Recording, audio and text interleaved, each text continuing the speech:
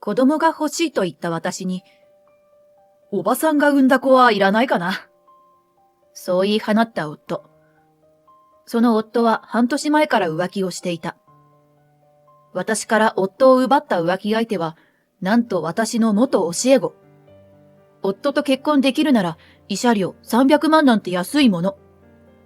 教え子は私に向かって言ったのだった。私はみその、43歳。夫と2人で郊外の戸建てで暮らしている。私は音楽好きの両親の影響で3歳からピアノを習い始めた。音楽大学に進み、卒業して大人になってからもピアノから離れることはなく、現在は自宅でピアノ教室を開いている。真面目にやってきた甲斐があり、おかげさまで教室の評判も上々だ。夫の健太はいわゆる一部上場企業で課長として働いている。私と夫の出会いは私が28歳の時。私は知り合いに頼まれて週に1回、レストランのディナータイムにピアノの演奏をしていた。そこにお客さんとして来ていた健太に見初められ、結婚。まあ、ざっくりだが、こうして2人は結ばれた。お互いに仕事があり、忙しい毎日を送っていたが、休日は一緒にいろいろなところへ出かけたり、家でのんびりしたり。結婚後も平和な日々が続いていた。そう、あの事件が起こるまでは。平和に暮らしていた私たち夫婦だが、なかなか子宝に恵まれなかったのが私にとって唯一の悩み。35歳を過ぎた頃からは不妊治療も考え、健太に相談したが、健太の返事は、そこまでしなくても自然に任せたらいいんじゃないかというものだった。不妊治療をするとなると夫の協力も必要だ。忙しい健太に負担をかけるのも申し訳なく、自然に任せたらという健太の言葉もあって不妊治療には踏み出せずにいた。けれどピアノ教室の可愛い子供たちを見ているとどうしても私も子供が欲しいと思ってしまうことがある。43歳。リスクはあるかもしれないけれど、これが最後のチャンスかもしれない。ネットで調べたら、今は3、4人に1人が35歳以上の出産だって書いてあったし、もう一度だけ頑張ってみようかな。頑張ってできるものではないかもしれないけど、これでダメだったら諦めよう。それには健太の協力も必要よね。ある休みの日、私は思い切って健太に相談してみた。ねえ、健太？何？赤ちゃんのことなんだけどさ。ああ。健太は明らかにめんどくさそうに返事をした。その返事に少し身がすくんでしまったが、ラストチャンス、ラストチャンス。自分の心の中でそう言い聞かせ話を続けた。健太も知っているかもしれないけど、自然に妊娠するとしたら45歳くらいまでみたいなの。不妊治療は健太にも負担がかかるから、自然に任せるのはこれが最後のチャンスと思って、子作り協力してもらえないかな。はあ。しばらく黙っていた健太は聞こえよがしにため息をついた。夜の触れ合いもしばらくご無沙汰だし、健太は気が乗らないのかな。私たちの子供欲しくないのかしら。あれこれと心の中で考えていると、健太の口から出てきた言葉は私が想像もしないものだった。おばさんが産んだ子供はいらないかな。今、なんて言った？おばさん？おばさんって言った？おばさんって、私のこと？そうに決まってるだろ？他に誰がいるんだよ。仮にお前が妊娠したとして、その高齢で出産して、まともな子供が生まれなかったらどうするんだ？そんな怖い賭けみたいなこと、俺はごめんだね。俺の子供を産んでもらうなら、もっと若い子にお願いする。ちょっと、何を言ってるの、健太？私には健太の言ってることがすぐには理解できなかった。おばさん、賭け、若い子。なんなのよ、どういうこと？戸惑う私に構わず、健太はさらに続けた。みその、いい機会だから正直に言う。俺には今付き合っている子がいるんだ。は？何よそれ。もうお前との張り合いのない生活には飽き飽きなんだよ。張り合いのない生活？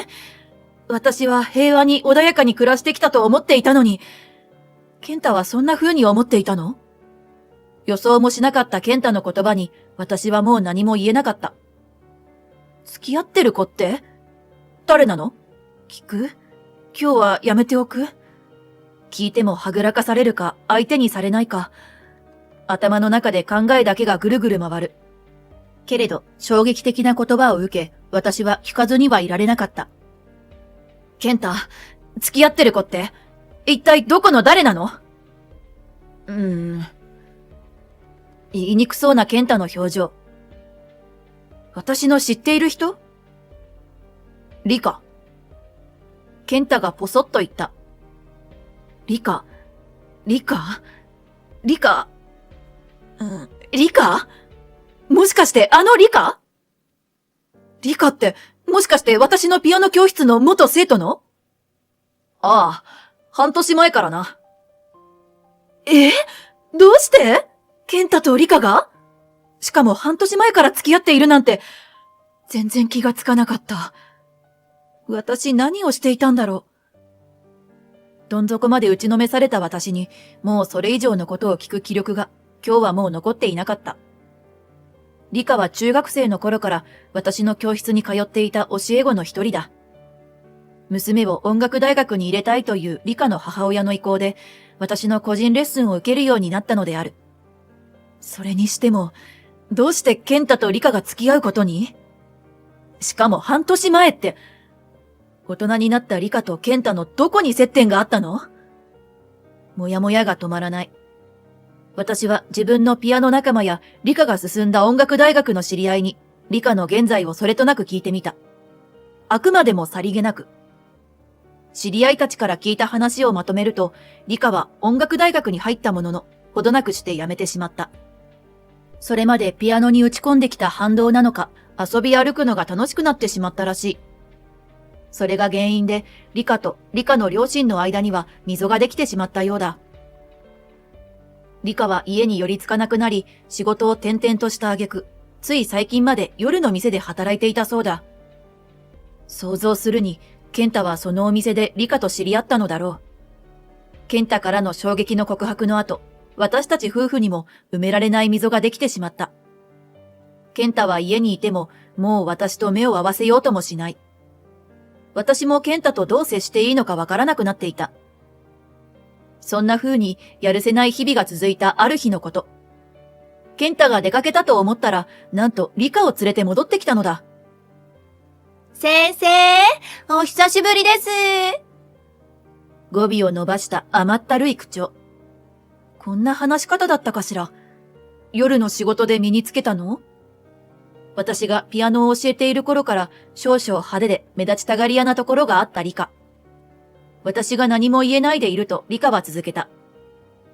ああ、ピアノね、懐かしい。そう言ってリカは近くにあったピアノをおもむろに弾き始めた。リカが教室に通っていた頃を思い出す。それにしても随分と腕が落ちたものだ。もうピアノから離れて長いことはその演奏からすぐに分かった。もうピアノはやめてしまったの？やめたことはとっくに知っているけど、私はあえて聞いてみた。ピアノなんかもうとっくにやめたわ。先生は未だに教室やってるのね。ウケる。ウケるって、あなたの水商売の方がよっぽどウケるけど。ねえ先生、私、一日も早くケンちゃんと一緒に暮らしたいのよ。先生とケンちゃんってもう終わってるんでしょ？そしたら一緒にいても意味ないじゃん。とっとと離婚してくれない？黙って聞いていれば、人の夫をケンちゃんって、一体どういうつもりなのか。しかし、ケンタを見ると、まんざらでもなさそうな顔をしている。ちょっとの沈黙の後、ケンタが口を開いた。そういうわけだ、ミソノ。この家はお前にやる。それと慰謝料300万。それでいいだろ？いい条件だと思わないか？ケンタの方から慰謝料を提示してくるとは、少しは私に対する罪悪感があるのだろうか。ずっと、ラブラブとは言えないまでも大きな喧嘩もなく、穏やかな夫婦関係だと私は思っていたのに、健太はこの生活にうんざりしていると言った。もう、私たち夫婦がやり直す。離婚をしないという可能性は限りなくゼロ。どうしてこんなことに？すべては理科のせい？私のどこがいけなかったの？ぐるぐる頭の中を駆け巡る。しかし、ふっと現実に戻った。この家と慰謝料300万か。実は、この家を建てるとき、健太と私、双方の両親から多少の援助をしてもらえた。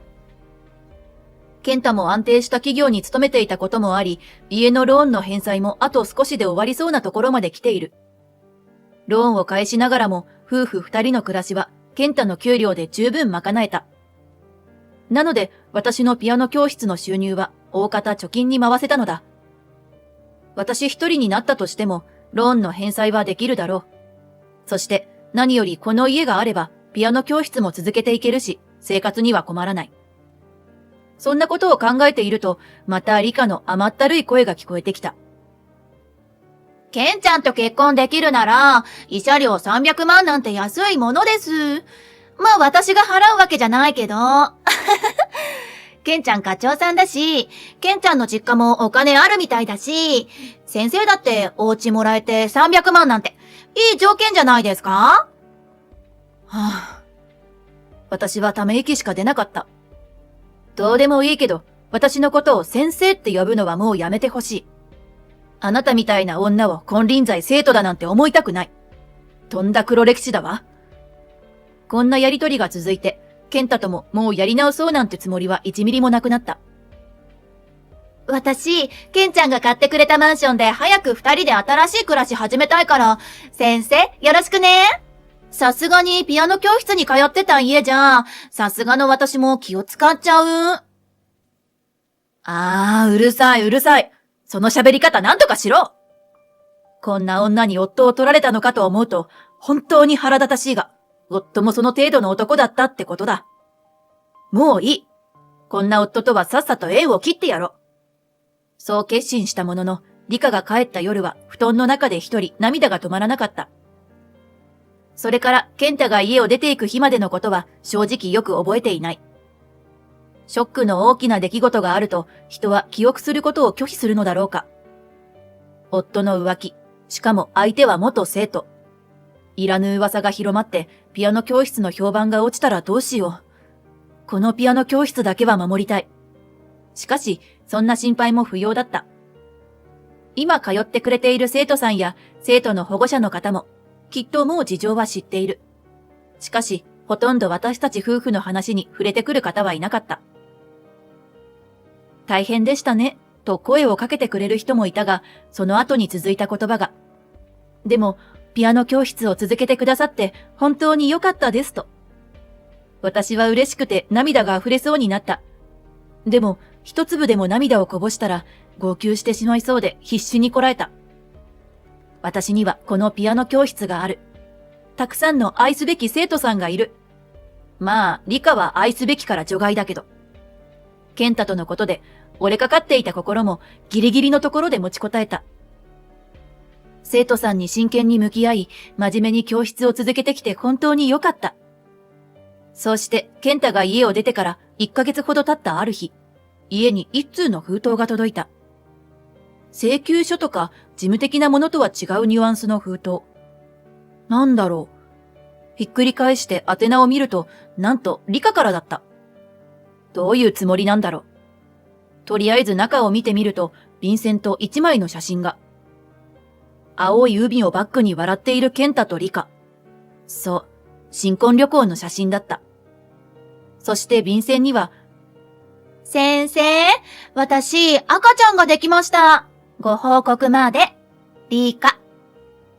何よ、こんな手紙よこしてきて。一体どういうつもり？浮かれるのもいい加減にしてよ。私は手紙と写真をゴミ箱に投げ捨ててやった。赤ちゃんか。私と健太に赤ちゃんができないのは、もしかしたら健太に原因があるのかもしれないと思ったこともあった。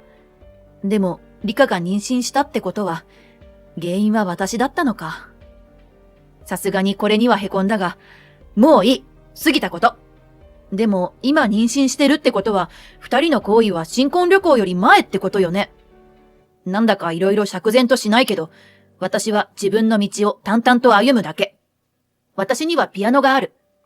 そう心に決めて、今まで以上に丁寧に教室の運営に取り組むようになった。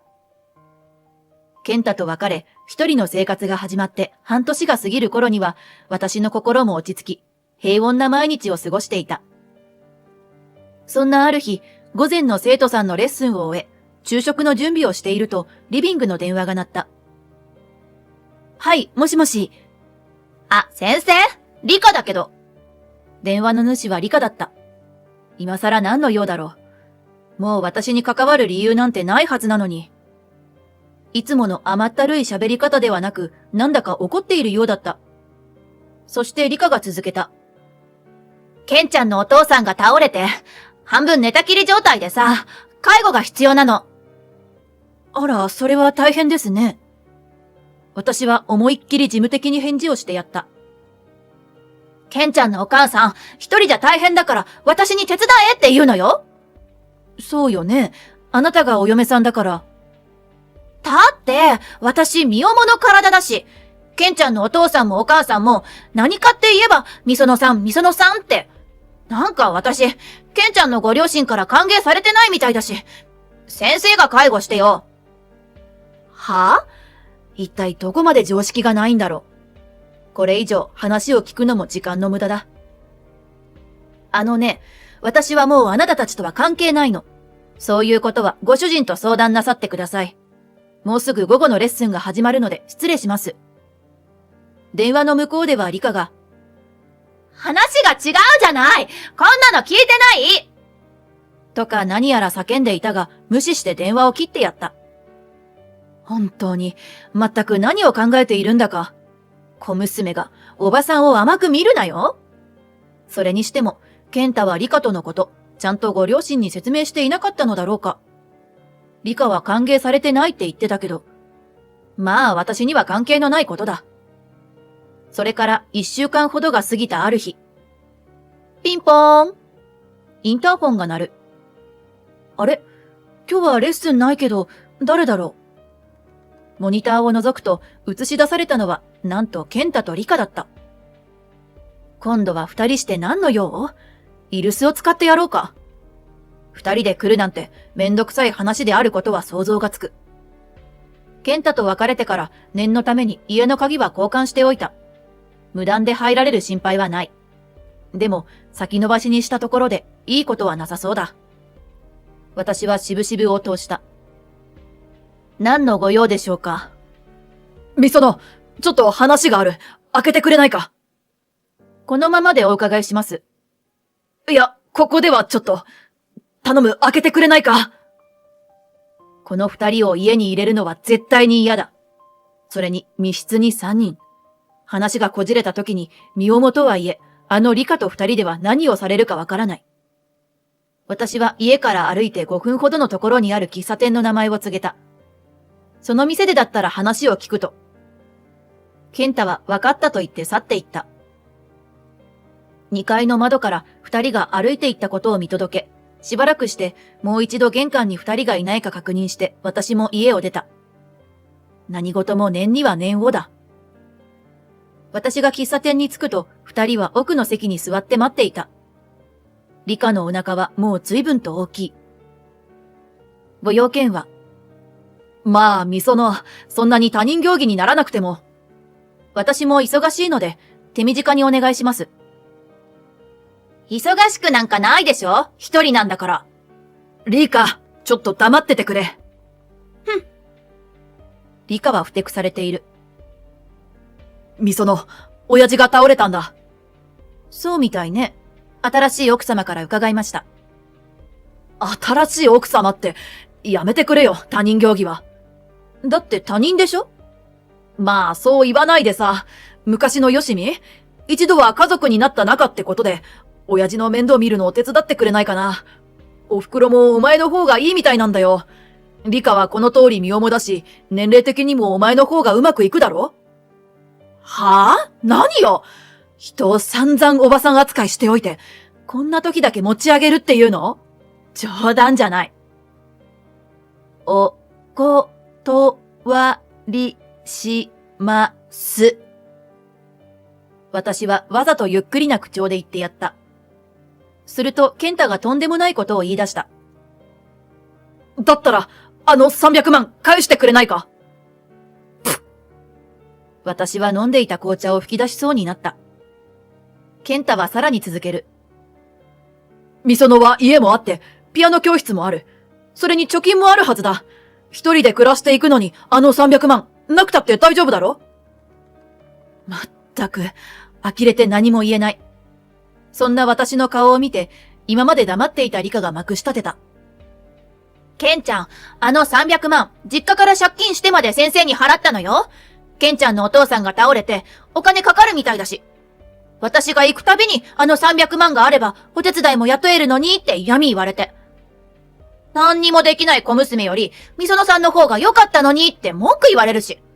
私の新婚生活どうしてくれるのよ。300万あれば、私も楽ができるんだから、さっさと返してよ。理香は黙ってろって言っただろ。健太もイライラしているのか、強い口調で理香を諭す。くだらない夫婦喧嘩に付き合うほど私は暇じゃない。ただ、どうしても健太に聞きたいことと、理香に言っておきたいことがあった。健太、あなたその新しい奥様のこと、ご両親にちゃんと説明してなかったの？まあ、お袋もみそののこと気に入ってたし、言いづらくて、全部事後報告。そうですか。そりゃ大変だわ。理香さん。何よ。あなたね、300万返せって言うけど、その300万はあくまでも健太からの慰謝料ってこと忘れてない？は？あなたもうすぐ臨月よね。計算すると、そのお腹の子は、私と健太が離婚する前にできた子よね。まあ、そうなるのかな？立派な不貞行為の証拠ってことで、私、あなたにも慰謝料請求できるんだけど。やめて！そんなの払えない！私と健太が別れるなら300万なんて安いもんだって言ってたじゃない。いいのよ、もっと慰謝料請求したって。私は不敵な笑みを浮かべて言ってやった。みその、やめてくれよ。俺新しいマンションのローンもあるし。だったら、さすがの私も声が大きくなってしまった。周りの人の視線を感じたので声を落とす。でも迫力は落とさない。もう今後、私を頼ろうなんて考えは一切捨てることね。健太、あなたが若い奥さん欲しいって自分で選んだ道でしょ？ 40 過ぎた男なら自分で選んだ道は責任持って全うしなさい。まずはこの新しい奥さんの教育が大変かと思うけどね。まあ他人の私には関係ないことだけど。すっきりした。じゃあ話は以上。失礼します。すべてを言い切った私は紅茶台をテーブルに置き、私の迫力に固まってしまった二人を残して喫茶店を出た。店を出るときにマスターと目が合った。マスターは口角を少し上げ、その目はグッジョブと言っていた。もうこれで二人が私に関わってくることはないだろう。その後、一度だけ健太のお母さんから電話があった。健太たちと同じお願いをされるのかと一瞬ドキッとしたが、電話の内容は健太が私にしたことへのお詫びであった。お母さんは久しぶりに私の声を聞いて我慢できなくなったのか、理香に対しての愚痴を漏らした。理香は無事に出産したのだが、子供を連れてたびたび健太の実家に訪れ、実家の手伝いをするのでもなく、逆に子供を置いて遊びに出かけてしまうんだとか。健太もとんだ嫁を連れてきたもんだと力なく嘆いていた。そのツケは健太に回っているらしい。仕事も早く切り上げ、自分の父親の世話、子供の世話に追われているそうだ。仕事に身が入らなくなって降格なんてことにならなきゃいいけど。健太のお母さんと私はうまくいっていただけに、久しぶりに話をして少し寂しい気持ちになったが、もうすべて過去のこと。私はといえば、ピアノ教室も相変わらず評判が良く、現在新規の生徒さんは受けられないほどだ。生徒さんとの触れ合いがあるので、一人で暮らしていても全然寂しくはない。私自身の結婚生活で子供を持つことはできなかったけど、レッスンに来てくれる子供たちは本当に皆可愛く我が子のようだ。今教室に来てくれている子供たちも成長するにつれピアノから離れてしまう日が来るかもしれない。それはそれぞれの人生だから仕方のないことだ。だけど生徒さんたちがどんな道を歩もうとまっすぐ誠実に育ってくれることを願ってやまない。くれぐれも理科みたいにならないように。それから実はちょっと気になる人ができたりもした。こちらは大人向けのレッスンはやってますか？ある日、そう言って訪ねてきた男性。聞けば、死別した奥さんが残したピアノを弾いてみたいのだとか。その優しく澄んだ気持ちに私の心が少し動いた気がした。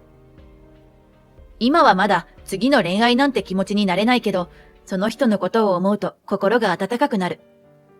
そんな久しぶりの感情に私は一人微笑んだ。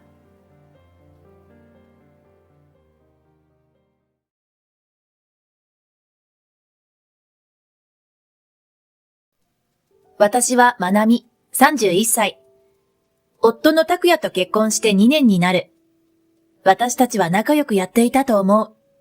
結婚当初は。変わってしまったのは1年前。夫の父親が亡くなってしまったことがきっかけだった。なあ、まなみ。葬儀を終えて少し落ち着いた頃、夫が気まずそうに切り出した。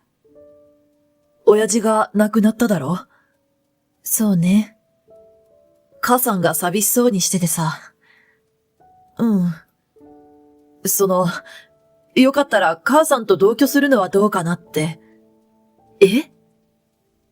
同居なんて話は今の今まで出たことはなかった。戸惑う私に夫は引くことなく、母さんがかわいそうだと譲らなかった。確かに仲のいいご夫婦だったことは知っていたし、葬儀の後不安がる姑が夫を呼び出すことが頻繁にあったから寂しいのだろうなぁとは思っていた。実家もお母さん一人だと広いだろ？俺らもいずれ家を建てたいと思っていたし、マンションよりは一軒家に住めた方がいいだろ？その方が新築よりお金がかからないしさ。ええ。母さんもお前のことを気に入ってるし、きっと一緒に住んだら楽しいよ。夫はこう言うが、姑が私を気に入っていないことは分かっていた。何をされるとか嫌味を言われたわけではないけれど、なんとなくそう感じていたのだ。そもそも同居は嫌だと結婚前から伝えていて、夫も了承してくれたはずなのに。お前も働いてるんだから、母さんが家事を手伝ってくれた方が助かるだろ？それはあなたが手伝ってくれれば解決するんだけどね。あなたも言うように私も働いてるのよ。それは今話すことじゃないだろ。頼むよ。早くに父さんを亡くした母さんがかわいそうだとは思わないか？そう言われて断ることができなかった。そして同居をきっかけに夫との関係は変わってしまった。もともと私はウェブデザイナーとして在宅で働いていたのだが、姑は働く私をよく思わなかった。ねえ、ちまちま働いてどうするの？え？そんな内職みたいなことしたって大したお金にならないでしょ？でも、私は昨年独立したばかり。まだ正式に事務所を立ち上げていないが、それは近い将来、家を建てる段階で決めようと相談していたからだ。家を建てるときに小さなスペースでいいから事務所を併設したいと考え、それまでの間は在宅でやろうと思っていた。幸い、前の事務所が仕事を紹介してくれたり、お客さんもそれなりの数がついて忙しく働けている。そんなことしないで、息子のことしっかり支えてあげてちょうだい。一家の大黒柱なんだから。姑は私の話を聞こうともせず、私の仕事は趣味程度のものだと決めつけていた。断るごとに姑は、そんな趣味にこだわってどうするの？いいご身分よね。家事もしないで。息子が優しいからこんなことになって。姑の若い頃はそんな時代だったかもしれない。姑は、夫は外で働き、嫁は家で支えるものという価値観を持っていた。夫は大黒柱なのだと繰り返し、養ってもらっている身分なのだからきちんと夫を支えろと。でも、私もお仕事をいただいていて、だから何？家族より仕事が大事なの？いや、そうじゃないんですけど、私も夫と同じように働いてますし、家事だってやってます。お母さんほどはできないですが、ここに来る前は普通に生活してましたし。は？息子が我慢していたに決まっているでしょ？優しい子だから。え？こんな適当な仕事で家事やってるなんて、ねえ。鼻で笑うように姑は私を見た。確かに私は器用な方ではないかもしれないが、掃除も洗濯も料理も人並みにこなしていると思う。それでもずっと専業主婦だった姑には及ばない。姑は私の家事のあらを探しては嫌味を言った。でも姑は文句を言うばかりで家事を手伝おうとはしなかった。同居の前に夫は姑に家事を手伝ってもらえば楽になるだろうと言ったが、私の負担は増すばかりだった。だって拓也の年収は1000万円よ。そんなちまちま働いてどうするの？ 1000 万。姑は夫の年収を自慢げに口にした。桁が一つ違うんだけど。私は訂正しようとしたが、姑がそれを遮った。それをまあ邪魔ばかりして。姑は完全に勘違いしているようで、私の話を聞こうとしない。それは違う、と何度も説明を試みたが、姑の思い込みが強いのか、収入1000万は頭から離れないようだった。それどころか、近所にも自慢して言いふらしているものだから手に負えない。ねえ、お母さんがこう言っててね。ふーんって。夫は私が真剣に相談してもまともに話を聞こうとしてくれない。お母さんはあなたの年収が1000万円だって言ってるのよ。そんな勘違いされていいの？別に困ることじゃないしいいだろ。いいって。ああ、もう疲れてるんだよ。勘弁してくれ。うんざりしたように夫はため息をついた。前はこうじゃなかった。夫ははじめ、姑と私の間に入ってくれたのに、母親からちやほやされるのが気分がいいのか、いつの間にか姑の味方ばかりするようになった。母さんの気持ちも分かってやれよ。いつもそう言うばかりで、私のことはもうまともに取り合おうとしなかった。家事は私がやっているのよ。3人分になって大変になる一方、お母さんが助けてくれるって話じゃなかったっけ？母さんは膝も悪くしただろ。無理しろっていうのか？そうじゃないけど、お母さんもあなたも少し手伝ってくれればそれだけでも楽になるのに。またその話か。何度言っても聞いてくれないからでしょ？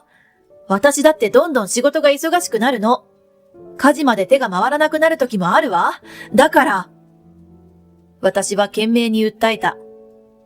そうやって仕事が忙しいって言ってさ、俺に対する当てつけかよ。夫はそう吐き捨てて部屋を出て行ってしまった。前はこうじゃなかった。何度もそう考えるのだ。私が独立することも、仕事を頑張りたいってことも、夫は心から応援してくれていた。家事だって分担してくれていたのに、それがどうしたことか。今じゃ全く何もしてくれなくなった。ここに来てから夫は、私が仕事の話をするたびに嫌味か当てつけかと苛立っては怒鳴った。姑の影響だろうことはわかるが、そんな簡単に考えが変わってしまったのかと思うと、もう何も言う気になれなかった。あら、どこに行くの？ちょっと打ち合わせに、夕飯の支度までには帰ってくるので。打ち合わせ？何の打ち合わせなの？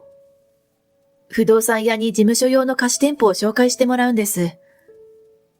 もうこの家で仕事をすることは厳しいと感じ、仕方なく事務所を借りることにしたのだ。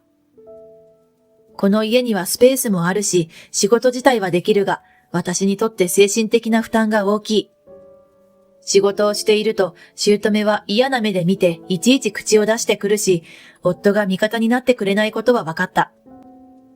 それなら、別に場所を借りた方が仕事もしやすいし、私も気兼ねしなくて済む。そう考えたのだ。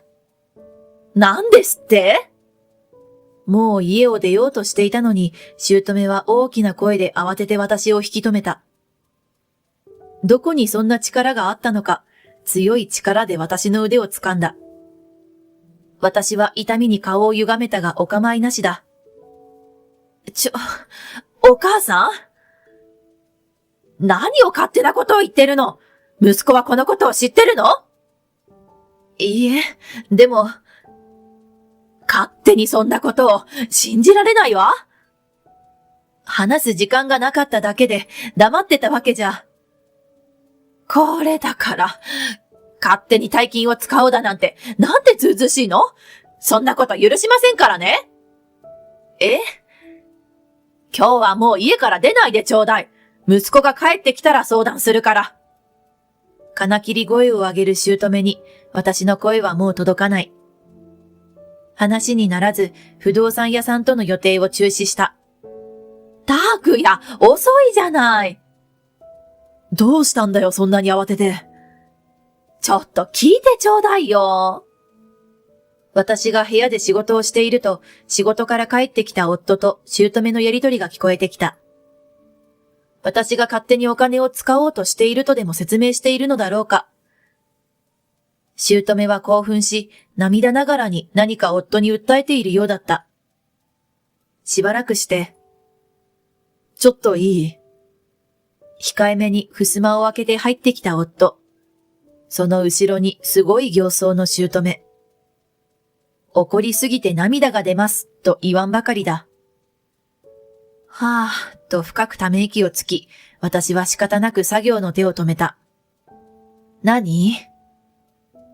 母さんが言ってたんだけどさ。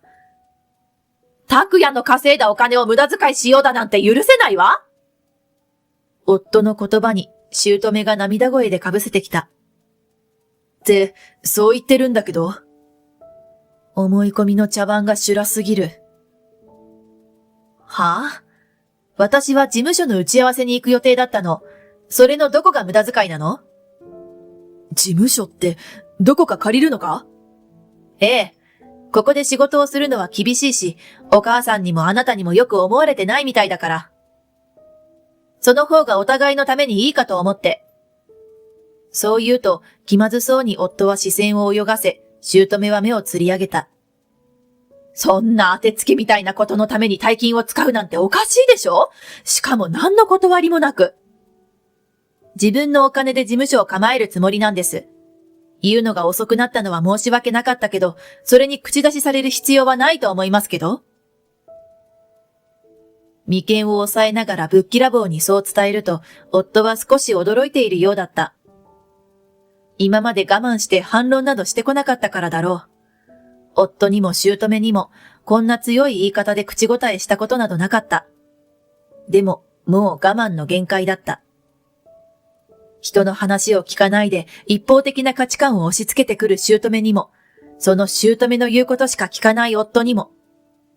まあ、なんてひどいの？口出しだなんて家族の助言をそんな風に言うなんて信じられない。姑の言う家族とは、言うことを聞く都合のいい嫁のことなのだろうか。そうだとしたら私には無理だ。もう離婚しなさい。姑がついに本音を吐いた。え？夫が聞き返す。こんな人と一緒にいてもダメになるだけよ。あんたにはもっとふさわしい人がいるはずだわ。でも、あんたを支えてくれる人を選んだ方がいいわ。だってあなたは一家の大黒柱なのよ。姑は解き伏せるように言い放った。一家の大黒柱。その言葉の響きの良さに、夫は気分良さそうに口元を緩めた。私は黙ってその様子を見守るしかなかった。やがて夫は私に向き直り、心なしか私を見下すように笑っていた。離婚しよう。お前には悪いと思うけどさ、やっぱり母さんの言う通りだと思うんだよね。俺にはもっと支えてくれる女の人が必要だと思うし。そう。わかってくれるよな。へらりと機嫌を取るように笑ってみせた。一家の大黒柱という言葉に現実を忘れ、こうも人生を分ける決断を口にできるのか。でも、もうこんな夫はこちらから愛想が尽きた。わかりました。私がそう答えると、姑は満足そうに笑い、夫はほっとしたように顔をほころばせる。でも、条件があります。条件？離婚後に連絡してこないこと。電話もメッセージも絶対なしにして。わかった。離婚するなら当たり前のことだと俺も思う。じゃあ、今週中には出て行きます。その後に弁護士を通して離婚届と先ほどの内容の誓約書を渡しますので記入してください。弁護士？弁護士という言葉に多少夫は驚いたようだ。でも私は理由を説明した。ええ、その方がお互いに安心でしょ？万が一連絡してきた時は慰謝料を請求します。離婚するんだから。そんなこと平気でしょ？お互いの人生を生きるのだもの。姑は痺れを切らしたように声をかける。いいじゃない。もし彼女が連絡してくれば、あなたが慰謝料を請求できるのよ。そっか。じゃあ構わないですね。あと、それぞれの持ち物や財産はお互いが持つことにしましょう。いいわよね。夫は少し考えるような素振りをした後、うなずいた。きっとそうするだろうと思っていた。じゃあ、そのことも書類に記載するようにします。姑は大げさにため息をついて、そして笑顔を浮かべた。ああ、せいせいするわ。私はにっこり笑う。ええ、お世話になりました。それを見ると、姑は気に入らなさそうに顔を引きつらせ、夫は気まずそうに視線を足元に落とした。ああ、夫は結局、私をかばってくれることはなかった。ぼんやりそんなことを考えた。私は離婚すると決めてすぐに両親に連絡した。今まであったこと、離婚するように迫られたことを話すと、母は涙ぐみ、父は声を荒げて怒ってくれた。一刻も早くそんな家から出なさい。と、離婚を決めた翌日の早朝には、父と兄が軽トラで迎えに来てくれた。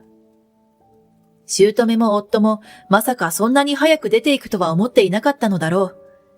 面食らったような顔をしていたが、私はそれに構うことなく、必要なものをまとめて早々に家を出た。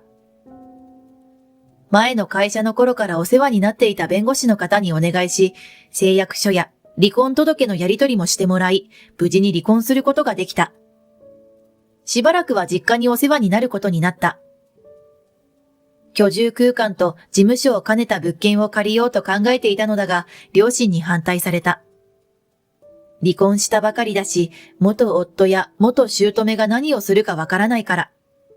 そう言われて、しばらくは実家で暮らすことにしたのだ。それは結果的に正解だった。まなみ、いるんだろ？離婚して数ヶ月が経った頃、夜遅くにそんな声がした。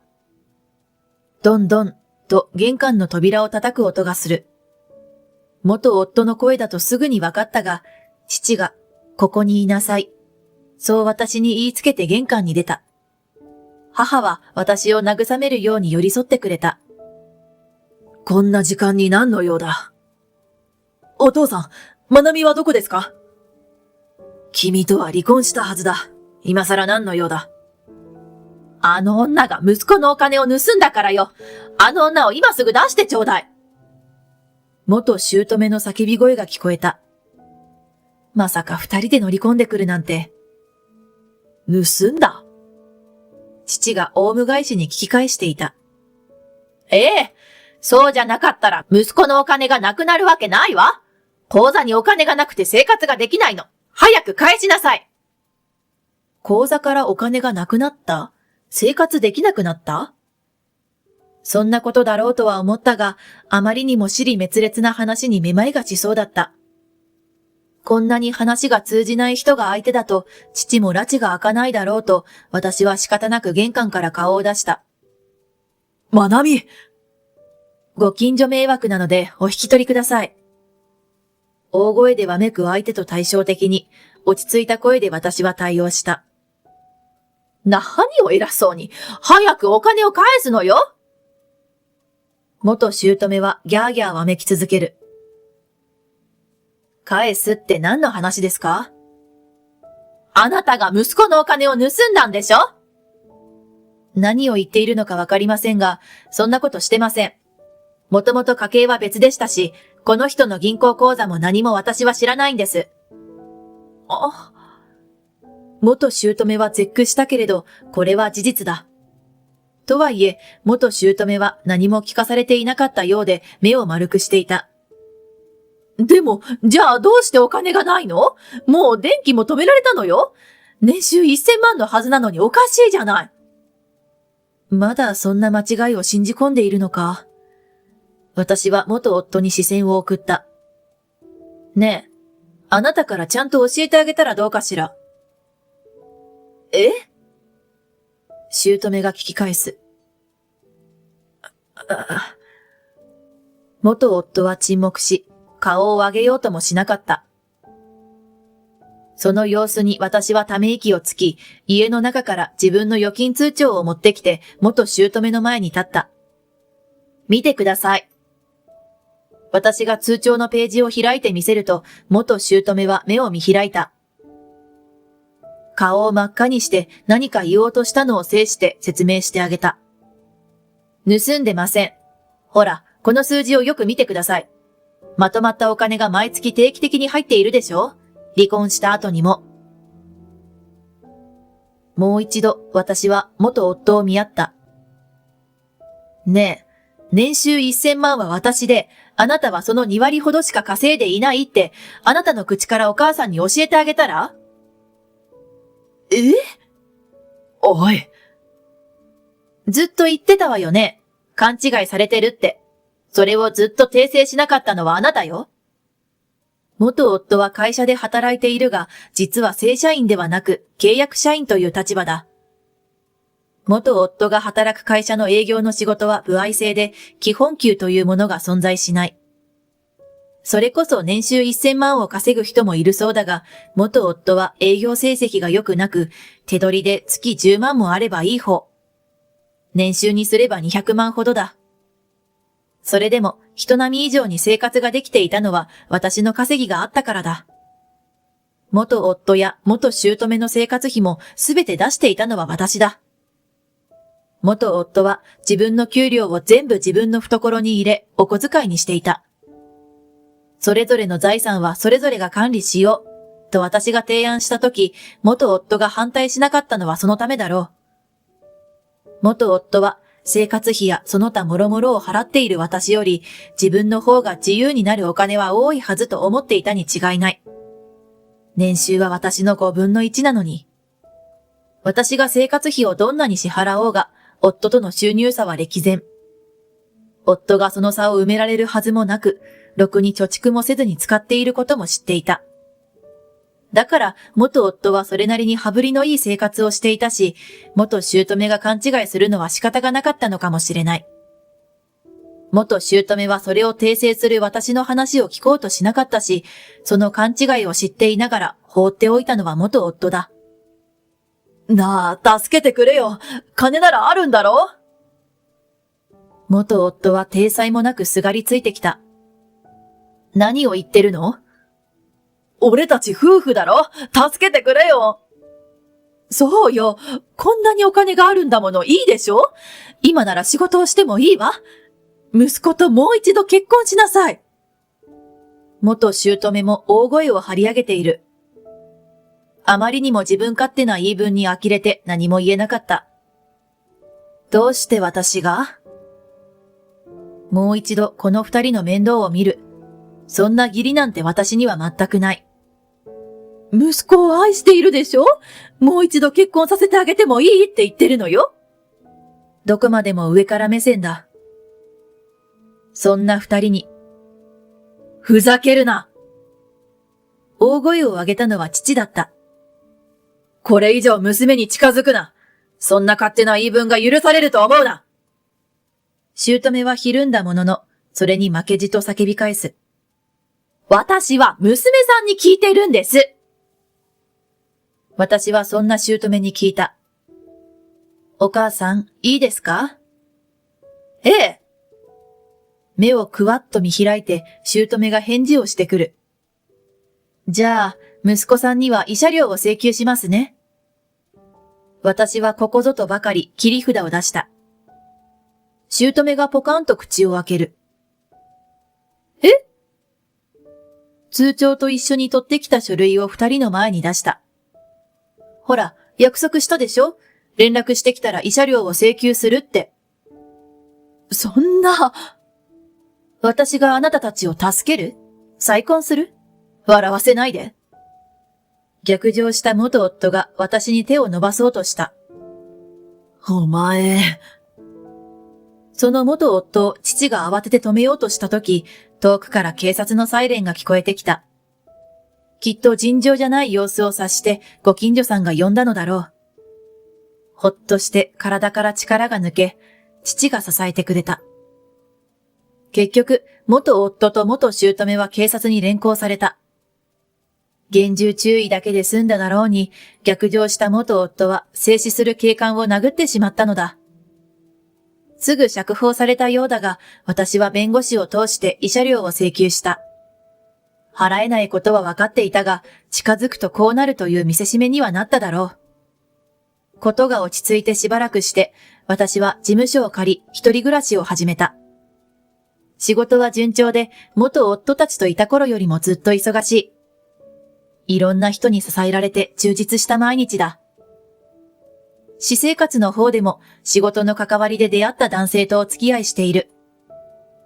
バツイチの私を理解してくれて、それでも一緒にいようと言ってくれる人だ。彼も忙しい人で仕事が大事な人だが、お互いに刺激し合い、助け合い、楽しく暮らしている。お互いを尊重できる相手と一緒が一番いい。さあ、今日も仕事だ。私は机の上のパソコンを開いた。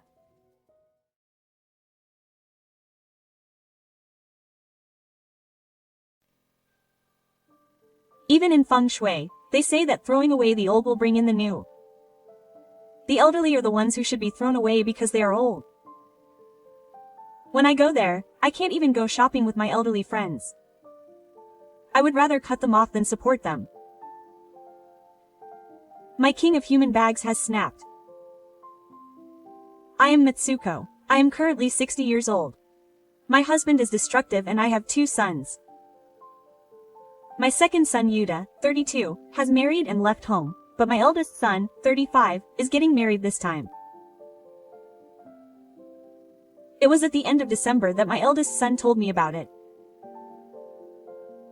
At night, the two of us were eating Mika in the kotatsu while watching TV. Then, my eldest son starred in the kotatsu for a moment, straightened his posture, and said, "It's about after we get married. I want to have children eventually."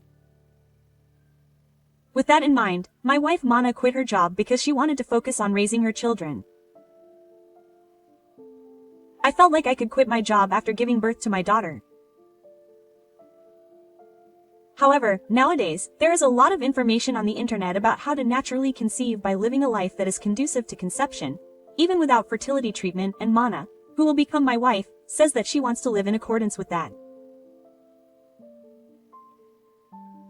And, since raising children costs money, she asked me to vote to save up the funds. Thinking back, my husband did it, and then a few years later, my second son also left home to get married. I looked around as I sat in the kotatsu. It's certainly a spacious layout for the two of them to move in.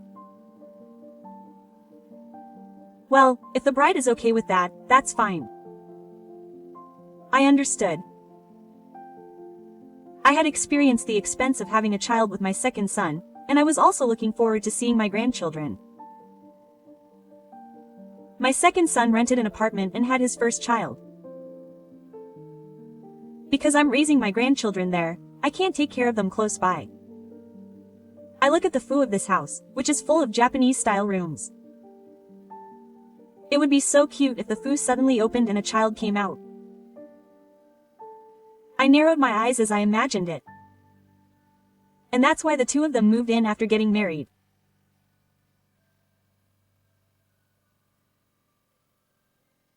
However, on the night of the day we moved in, the three of us were talking about how we would share the cleaning duties, and I couldn't believe my ears when I heard the words of Mana, the first wife of Kaiko.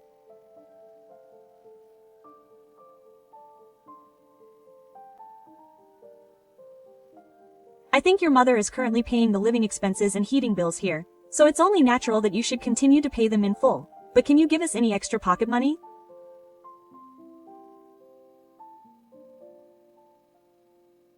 What, pocket money?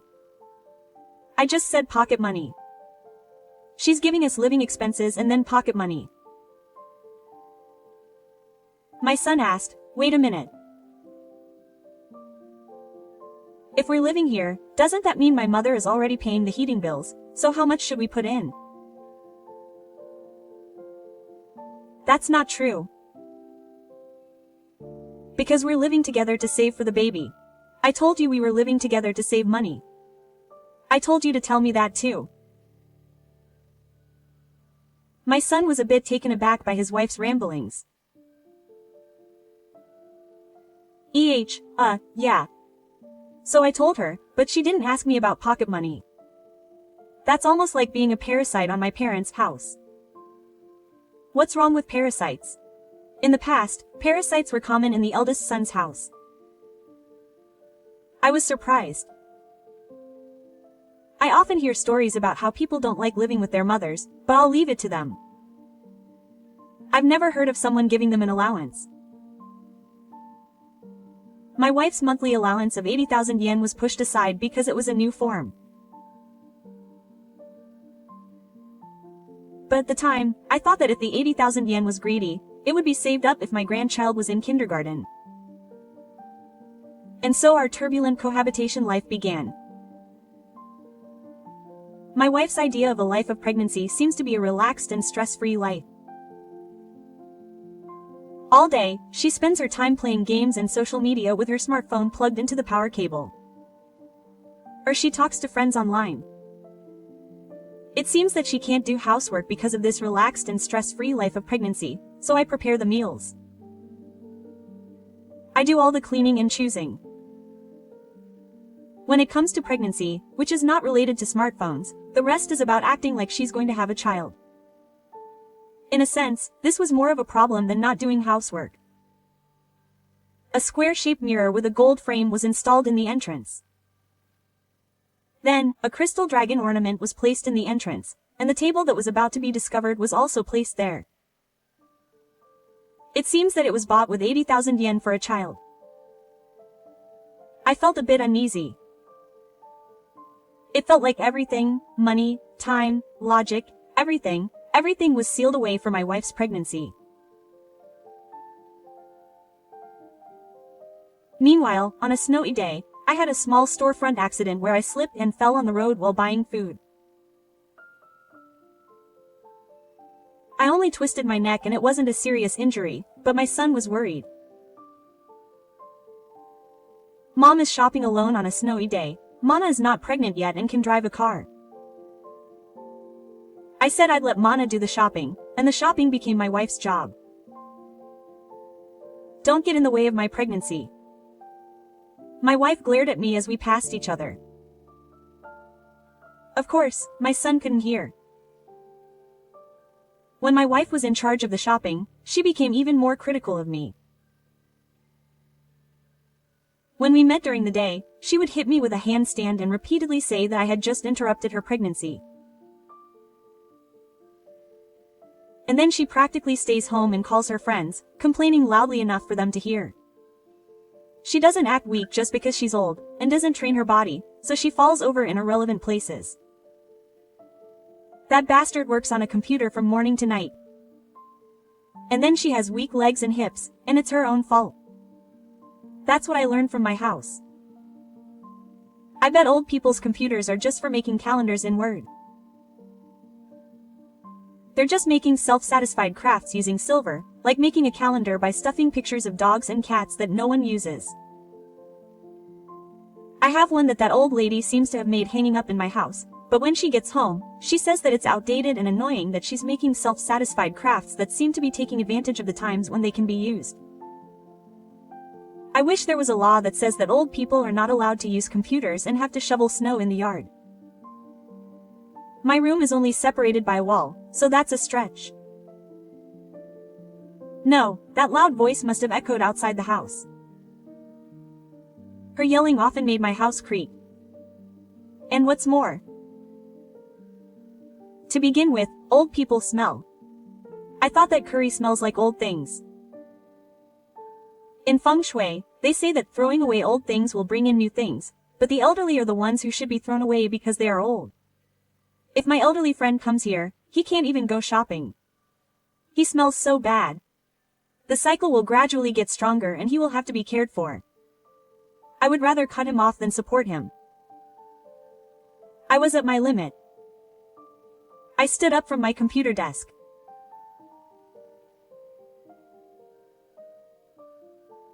I kicked the chair with a stomping sound and opened the door with a loud bang.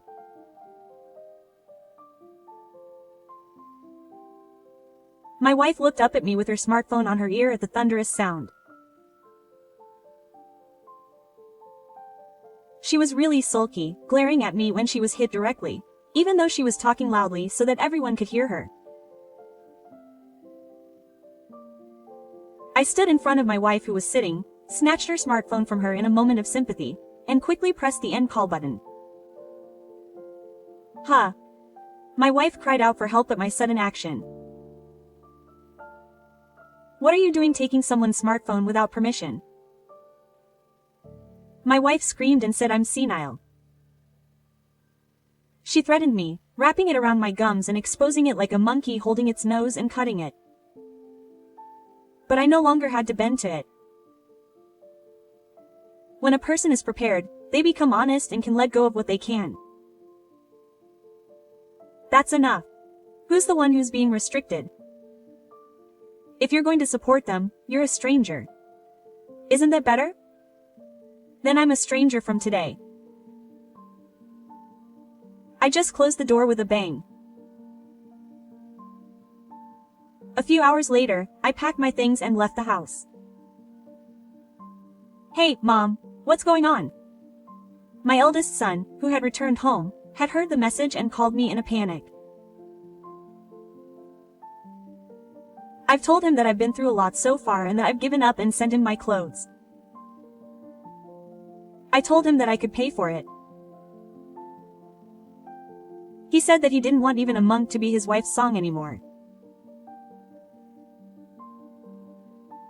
I heard the last voice say that we should talk for now, but I have nothing to say to him. Thank you for being an intermediary until now. This is for your own good too. I told him that I don't need to be a middleman anymore and hung up. I heard a triumphant voice in the background saying that if I could get my wife's house, I would never want to have anything to do with that reclusive, poor sleeper again. Then, a month later, my phone rang. It was my son. Please, could you please listen to what he has to say? I cut off all ties with him, but I cut off all ties with my wife, and my son's contact information was still on my phone. Hey, I need to talk to you about my life. Mana told me she wanted to cut off all ties, so I did, and I know she's angry, but she doesn't actually stand up. The results were already visible, but I accepted her with a big, generous heart. Well, you're not guilty. If you come to my house, please let Mana say, "Excuse me," before you step in the front door. Mana is a stranger. I added that. That weekend, my wife and son came over. I wonder if they knew the address. Maybe they saw the real thing. My wife was pale. I smiled broadly. It's really amusing to see her legs shaking at the entrance. Hello, Mana-san. Welcome to the Sai Tower Mansion. Oh, your face is pale. Maybe you got drunk on the view of Seijo-kai. You've never been here before. I just hope that you don't have a phobia at first.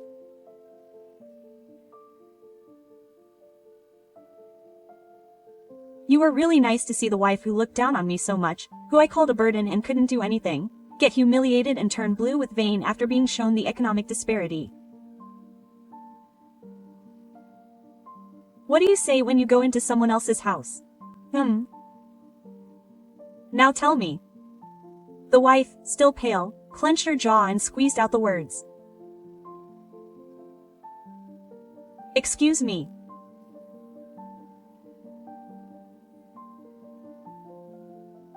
I burst out laughing. Well done. You can do it even if you say it, considering you're a brave warrior. That means you have some wisdom. I will never forgive this wife for calling me under restriction. I'll treat you well. So what are the requirements?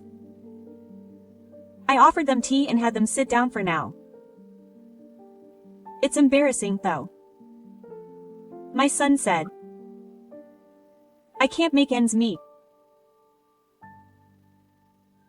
What do you mean? I don't think there's anything you can't do with your salary. Yes, if you're a decent wife. I'll say it nonchalantly. I thought you could do it, so you quit your job, right? Then my wife said, invest in the future, and left, gritting her teeth. I've been doing this ever since I got here, but I wonder if it will break my teeth. But what a good way to phrase it, invest in the future. It's disrespectful to people who are really in the investment business. Yes, like me. I decided to go all out and knock her down. By investment, I mean stocks, or like me, real estate investment, or owning a high-rise apartment building. Well, Santo and my wife made a comment. It seems that the counter was a perfect hit. It seems that she didn't know the details of my investment. Since I had the chance, I decided to reveal the truth. Right. At first, I bought 3 shares because I wanted to give my second son a lot of Hello Kitty dolls and shareholder experience because I loved him. From there, I invested in stocks and then real estate.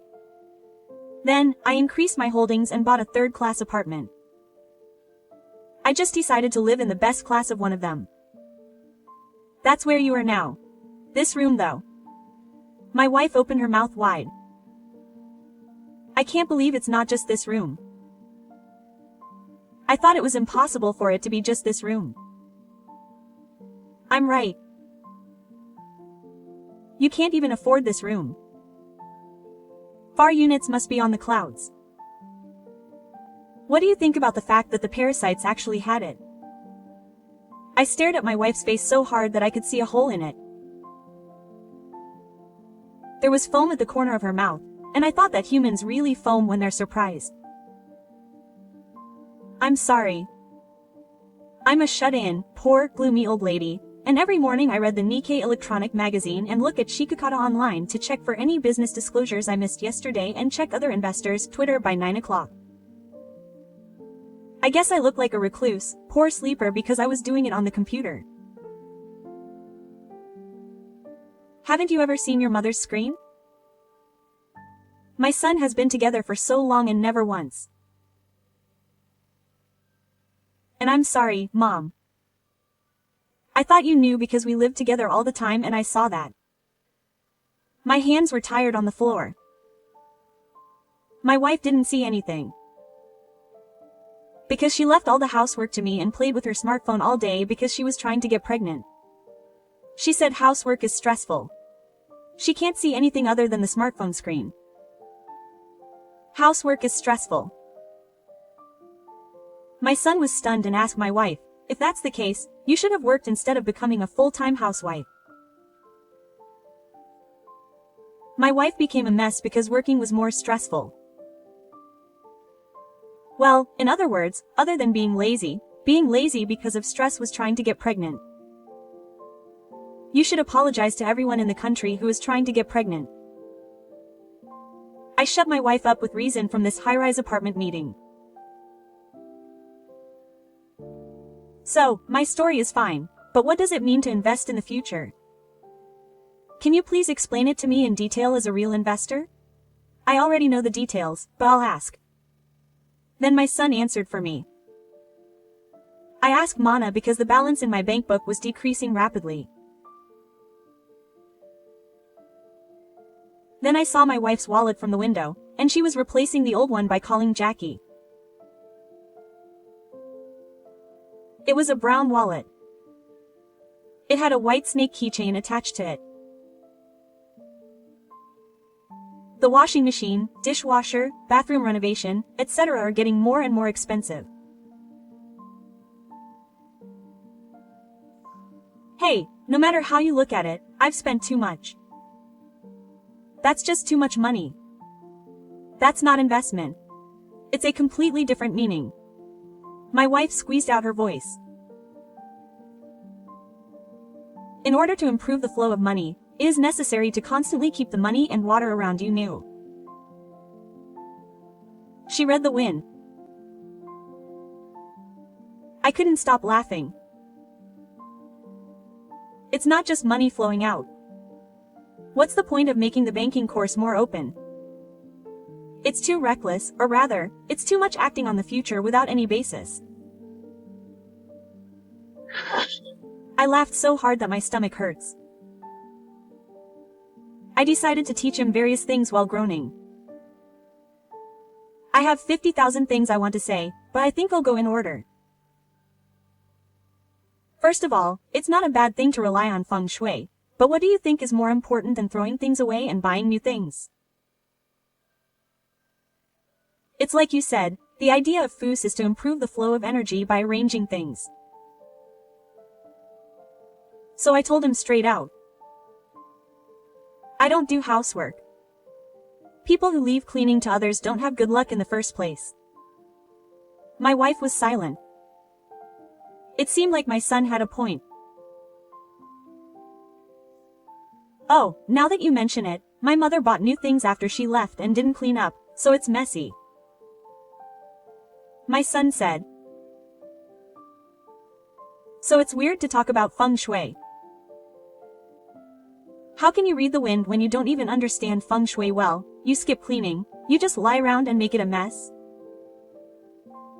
Also, I want to pay for reading the wind with feng shui and investing in the future, but investing is not something you can do while sleeping and playing with your smartphone.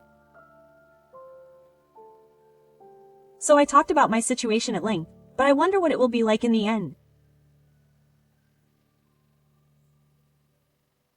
Actually, my son said he would come to talk to me, so I thought that my wife would apologize and that he would support the two of us again, but it was a little different. My son took out an envelope. He came to pay back 80,000 yen a month for the 3 months that he lived with his mother. My wife raised her voice a little. If that money is gone, we will really be broke. Even if we had it, we won't use it for our children's money. My son cut off his wife, who was biting him, as if shouting. When you bought the chest of drawers that was discovered, I thought you were finished. Moreover, the previous chest of drawers was the same, and the contents of this chest of drawers are also a mess. Why are chocolates coming out of the chest of drawers? This is a problem that goes beyond feng shui. Mom, please come back. I can't hold my wallet anymore. I can't live if you abandon me and make me yours. My wife stood up and tried to cling to my son, but it just looked like she was grabbing him. I didn't come because he said we would talk. My son shook off her hand. And when you talked to your mother, you told her to say that raising a child costs money, so you wanted to live with her to save up for that. And when I agreed to it, she even asked for pocket money. What's different from that? I came here today to discuss financial matters. And I said that I came to break up with you. Ha, I didn't hear you. I didn't hear you. My wife collapsed to the floor and glared at me. If that's the case, then I should become a real investor. If a shabby, shut-in, poor sleeper can do it, then I can get a third-rate apartment in no time, she began muttering.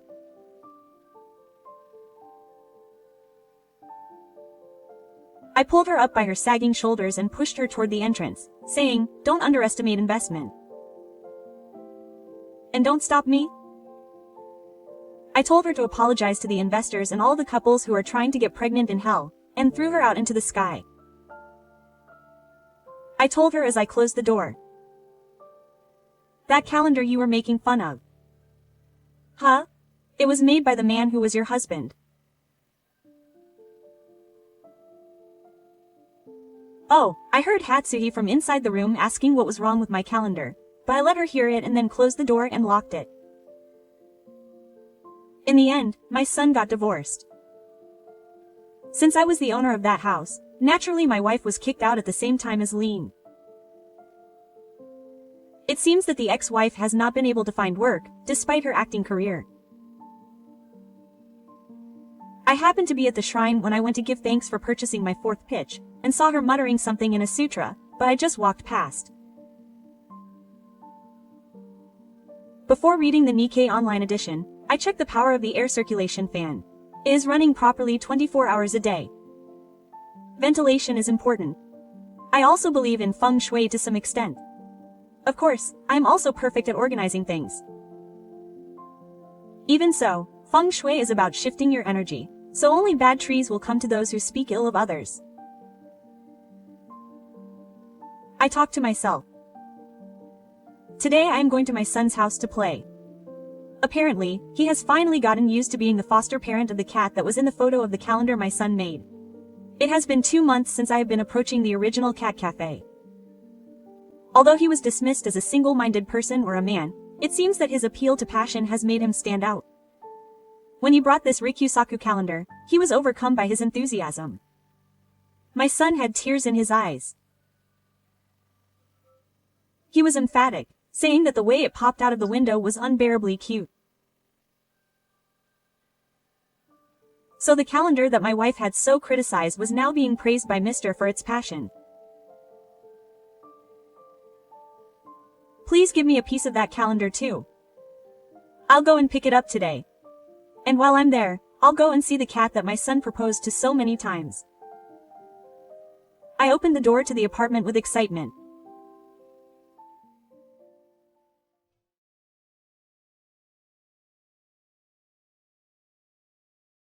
Cute cats, beautiful flowers, beautiful princesses.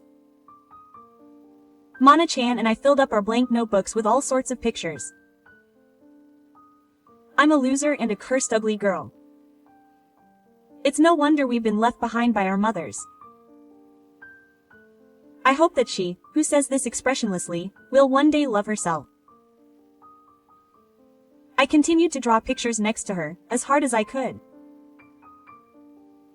A wonderful drama awaits a child who is not loved by his biological parents. I'm Yuko. I'm 36 years old and work at a gym for a small company. I'm 2 years older than Yuta, whom I married 5 years ago. Soda is a man of few words, but he's a kind person who is trusted by those around him and is my proud husband. Even though we are a happy couple, we had our own worries.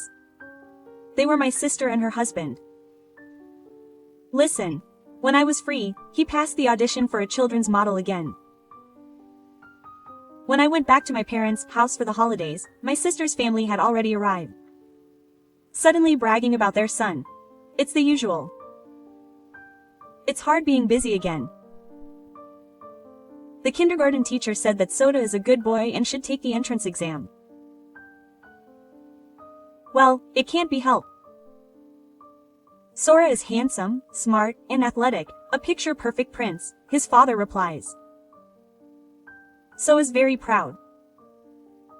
So, who just turned 5, has a face that anyone would call handsome and slender limbs. With him being smart and athletic, it's not hard to understand why they want to brag about him. Every time I see him, I get a little tired of hearing him brag about his son, but it can't be helped. As Sora's older sister strokes Sora's head, she glances into the corner of the room. There, her older sister and her husband's other child is drawing on the tatami mat. It's Mana, 7 years old. Dora is so talented, but that kid is so slow and it's a problem. She's 7 years old, but she still can't do a backflip. Her older sister's husband laughs as if he agrees with her words, which are unlike those of her mother. She can't help but interject, feeling sorry for Mana, who continues to draw without changing her expression despite her parents' attitude. Why don't you, the older sisters, teach him? Or maybe send him to gymnastics classes? No way. It's a waste of time and money to waste on such a frivolous waste. My husband, who had been quietly drinking tea, must have found Mana inconvenient because he approached her and peered at the drawing. Mana, is that a drawing of a princess? It's really good. As expected of someone who has never raised a child. Any 7-year-old could draw such a poor drawing. Big sister. When I glared at her, my sister snorted. Drawing such a drawing won't make any money in the future, and it's a far cry from Sora, who is already making money as a model. Saying this, my sister stroked So's head again as if she were going to put it through his fingers. It made my heart ache to think of Mana's feelings as she stared at her with an expressionless face. Every time I see my sister and her husband, I'm always forced to watch this scene. My sister and her husband are so impressed by Sora's excellent work that they brag about him everywhere. On the other hand, Mana seems to see her enemies as bad and only says mean things to them. The amount of money and effort spent is also a factor in the difference in fortune. From my perspective, Mana-chan has a cute face, and she's a kind and wonderful girl who often helps out Baba when she's around. But it seems my sister and her husband can't see Mana-chan's good qualities at all. When it gets too much, my husband and I have to check on her, but my sister and her husband just say, "Then we'll give her to you."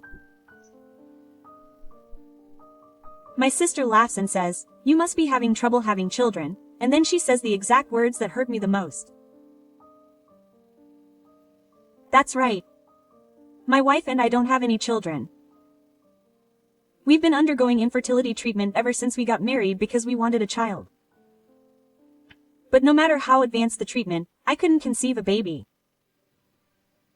I just stopped treatment before I reached my limit, both mentally and financially, and things got so tense that my relationship with my husband deteriorated. I think that's why I can't help but worry about Mana-chan, who is being kept secret by my sister and her husband. I've thought about it many times, thinking about taking her if my sister says she doesn't want her. My husband also seems to find Mana-chan really inconvenient, and he's offered to take Mana-chan if Yuko wants it, but I also have her own feelings. My mother was also worried about Mana and seemed to have considered taking her in several times. However, since my mother's only source of income was her pension, it would be difficult for her to send Mana to high school, and she seemed to be struggling with whether it was right to take a parent away from a child. One day, while I was worrying about all this, my sister and her husband's cruelty finally reached its peak. In the depths of autumn, when I returned to my apartment after work, Mana was standing at the door. "Mana, what's wrong?" "I'm sorry, Mom." Mana hugged her backpack tightly and looked down. I couldn't comprehend the situation, but I thought she would give up if I left her like this, so I held her trembling shoulders and invited her into the house. When I gave her a warm hug, Mana told me a few things. Apparently, So-kun had a modeling job in Tokyo that weekend, and my sister and her husband had gone with him. But they didn't want to waste transportation and lodging by taking Mana with them, so they left her at my house without permission. How awful! My anger leaks out uncontrollably at my sister's terrible behavior as a mother. It can't be helped because I'm a loser and an ugly person. Mana-chan looks down. That's not true. Mana-chan is a cute and kind child. Even if I talk down to her, Mana-chan just shakes her head. I feel sad when I see her small eyes that can only deny her own existence. When my husband comes home, he is naturally angry at my sister and her husband. I called and emailed my sister many times, but she just unilaterally told me she would pick me up on Sunday and left. How could she treat her own child, whom she gave birth to with great pain, so poorly?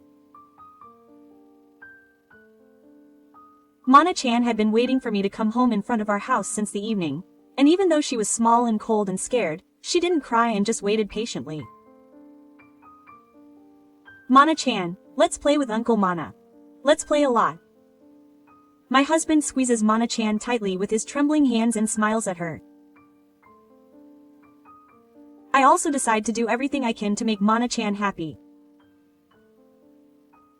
Even so, Mana-chan, who had been oppressed by her older sisters, was reserved no matter what we did for her. She would just carefully spread out her notebook on her desk in her small backpack and draw for hours. So, we decided to draw with Mana-chan and spread out our notebooks next to her. Then Mana-chan glanced at my drawing. What's that? Huh? It's a cat. Huh? Mana-chan's eyes widened. When my husband saw my drawing, he blurted out, "It's not Nurarihyun the cat. It's Nurarihyun the cat, but the cat from Kokuraheim." As I protested to my husband for being so rude, Funa-chan gave a small laugh. My husband and I couldn't help but look at each other. Look, Mana-chan is also complaining. Mana-chan, draw a real cat for me. Huh, Mana-chan, this is a cat. No matter how you look at it, it's a cat. Maybe it was the interaction between my cat and my husband that caught Mana-chan's attention, but she couldn't stop laughing. Mana-chan's smile, which she had never seen before, was so cute that my husband and I were drawn to it and laughed. After that, we drew a lot of pictures together. Anna-chan really liked my drawings and would laugh at whatever I drew, even though I was being serious. Mana-chan gradually opened up to me through my drawings, and she told me about her favorite foods and her dream of becoming a manga artist. When I told her that was a wonderful dream, Mana-chan blushed shyly. Then, late on a Sunday night, her older sister showed up, grinning merrily. When Mana-chan saw her older sister's face, she became expressionless again. No, Sora-chan was a great model even though she was only 5 years old, and the photographers were all over her. She might even make her debut in the entertainment industry. Now, Mana, let's go home. Without even looking at Mana-chan's face, my older sister pulled her thin arm tightly. I couldn't believe that's what she would do to the daughter she had left behind. I really couldn't believe it. I was so angry that I grabbed my older sister's arm and took Mana-chan back. Huh? What? Huh? Apologized to Mana-chan. My older sister shook her head in exasperation at my words. Are you appearing in Mana again? It can't be helped. Having 2 children is tough in many ways. Well, you don't have children, so you probably don't understand. Even if you don't have children, you can tell that your sister is the worst parent in history. Sigh. She must have been really pissed off that I talked back to her. My sister's face turned red, her eyes widened, and she spat as she yelled at me. You can't even have children. That's right. I'll give you Mana. You're too useless for us to handle. Maybe two worthless losers can get along pretty well? A refined laugh echoed throughout the house. Mana looked down and grabbed her dyed skirt. The moment I saw that, my anger meter, which had been building up for the past 3 days, went off the charts. I thought we shouldn't tear them apart because they're mother and daughter. Maybe there's some kind of love and bond between them that I, who don't have children, can't understand. But I was wrong. I should have separated them sooner. This woman is neither a mother nor a human being. Even if Mana forgives me, I won't. I look up at my husband standing next to me. He nods vigorously as if he feels the same way I do. So I smile at my sister. Thank you. Huh? You're giving me Mana-chan?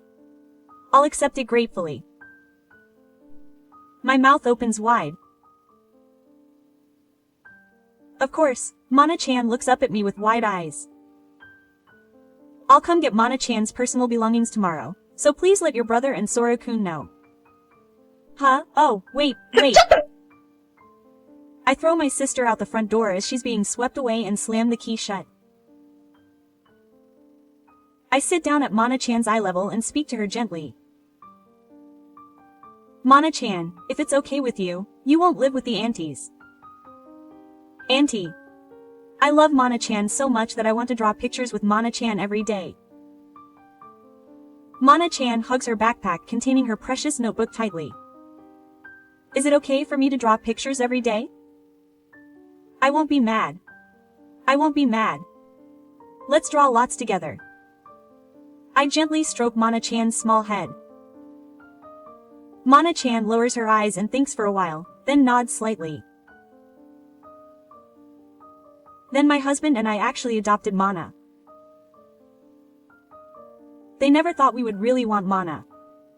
My sister and her husband looked at us with dirty eyes, wondering if there was some ulterior motive.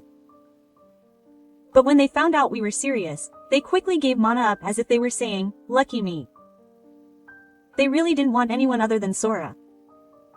It was awful, but right now, protecting Mana was more important than arguing, so they took over.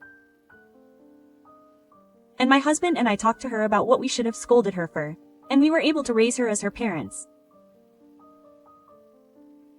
At first, Mana was anxious and stayed in the corner of the room, but when I asked her to draw with me, she timidly came over. And when she saw my heartfelt drawing, she laughed along with my husband. Little by little, we became closer and became a family. 20 years later, at the age of 27, Mana had fulfilled her dream of becoming a manga artist, and she had also become an anime artist, becoming a bit of a celebrity. Mana-chan left our house to rent an apartment to use as a workroom and residence, but when she's not busy with work, she often comes over for dinner. Because Auntie's cooking is delicious. Every time I see Mana-chan saying that and eating her food with relish, I feel a pang of anger. Knowing how emotionless and expressionless Mana-chan was 20 years ago, I'm so happy to see her happy now. However, Mana-chan's older sister, who had heard about Mana-chan's success somewhere, happened to come to our house on the day that Na-chan was visiting. Apparently, Mana-chan became a manga artist and is making a lot of money. As expected of my child. Mom. Mana-chan's face deepens at the sight of her mother, her eyes sparkling as she swayed her hips. I knew you had talent. You were so good at drawing since you were little. Who are you to say that? My older sister ignores the words I spat out. So, I have a favor to ask of Mana. This year is the year of your birth, the year we live in. I'm also involved in the birth planning as a town hall employee. I'd really like you to give a lecture. Children dream of becoming manga artists, so everyone would be very happy. Can't you just think of it as a high school? This woman is too shameless. Mana muttered next to me, her face bright red as she tried to suppress her anger, despite having neglected Mana for the past 20 years. Sora, I think it would be better if you ask Sora, who your mother is so proud of, to do that. Huh? My sister hid her face in response to Mana's question. Actually, both Mana and I know. Sora, who your sister is so proud of, disappeared as soon as he graduated from university. Even though my sister and her husband have been searching for him for a long time, they haven't been able to find him at all. In other words, my sister and her husband have abandoned him, to my precious, precious Sora. I don't care about such parental misfortune. I have a cute daughter like you. Ha! I'm no longer angry, and all I can say is exasperation. Mana gave an unexpected answer to her mother. Fine. I'll go out. Well, Mana. As expected of Mana. After all, a daughter is the one to have. My sister is so close to the deadline that she looks like she might start dancing. Is she really going to take it on? Mana nodded slightly to reassure me as I looked at her worriedly. The day of the lecture. Since Mana wanted me to come, my husband and I secretly took seats in the corner of the venue. Of course, my sister and her husband were at the very front of the venue, arrogantly bragging to everyone around them about their daughter. Mana began her performance proudly in front of the packed audience. I couldn't help but cry at the sight of Mana's lively appearance. And towards the end of the lecture, there are people I'd like to introduce to you all. They are the family who raised me with love. Mana declared this and came down to the audience. Mana! My sister and her husband stood up, as if moved, and took a stance to greet Mana. However, Mana stood in front of my sister and her husband. And then they came all the way to us, who are at the very back. They were the uncle and aunt who took me in after my mother abandoned me. Mana-chan. Mana-chan smiled at us. Ha! Ha! As expected of a manga. That's a funny joke. Why, yes. Look, Mana, your beloved father and mother are over here. Mana-chan gracefully ignores her older sister and her husband, who are desperately calling out to Wana-chan with a distorted face. My father and mother gave me food and a place to live. But that's all. When I came in last in a class, they would call me a cursed person, and when I lost my temper, they would treat me like a dirty thing, saying, "Don't move me here." The entire venue fell silent at Mana-chan's revelation, and the only sound was the panicked voices of my older sister and her husband, who were different. Ever since kindergarten, they've always criticized my drawings as dirty and clumsy. They'd say they were useless and sometimes they'd tear them up in front of me. Mana-chan's calm confession continues. Every time, my sister and her husband would deny it, but everyone in the venue would look at me with disdain, and my face would get worse and worse. Leaving my parents like that, Mana faced us. It was Uncle Aida and Aunt Ariuko who took me in, even though my parents didn't love me. Everyone in the venue turned their attention to us. My uncle and aunt praised my drawings a lot. They bought me lots of notebooks and pencils, and we drew lots of pictures together. They made my favorite food and cake for my birthday, and when I had a fight with my friends, they thought about how to make up with me. Even though I probably didn't receive any child support from my parents, they even sent me to a vocational school so that I could make a living from my love of drawing. So, I am here today thanks to my uncle and aunt. We didn't do anything special. We just thought of Mana as our real daughter. For the aunties, it was natural to cherish their children. But there are parents who abandon their real children. I have the utmost respect and love for my uncle and aunt who raised me with such care. my vision gradually blurred as Mana-chan spoke. My heart warmed. There were times when I worried that if I took Mana-chan in, I wouldn't be able to make her happy. There were times when I wondered if it was really the right thing to do to separate her from her parents. But Mana-chan, right in front of me, proved it. We've gotten used to being a family. Thank you for raising me. Thank you for supporting my dreams. Because you two love me so much, I've come to love myself too. I'm so happy that I've gotten used to being a family with my uncle and aunt. Anna-chan couldn't help but hug Mana-chan, and her slender hands gently stroked me. My husband looked up, trying to hold back his tears. The venue was filled with tears and applause, drawn in by us. Amidst all this, my older sister and her husband cowered and ran out of the venue.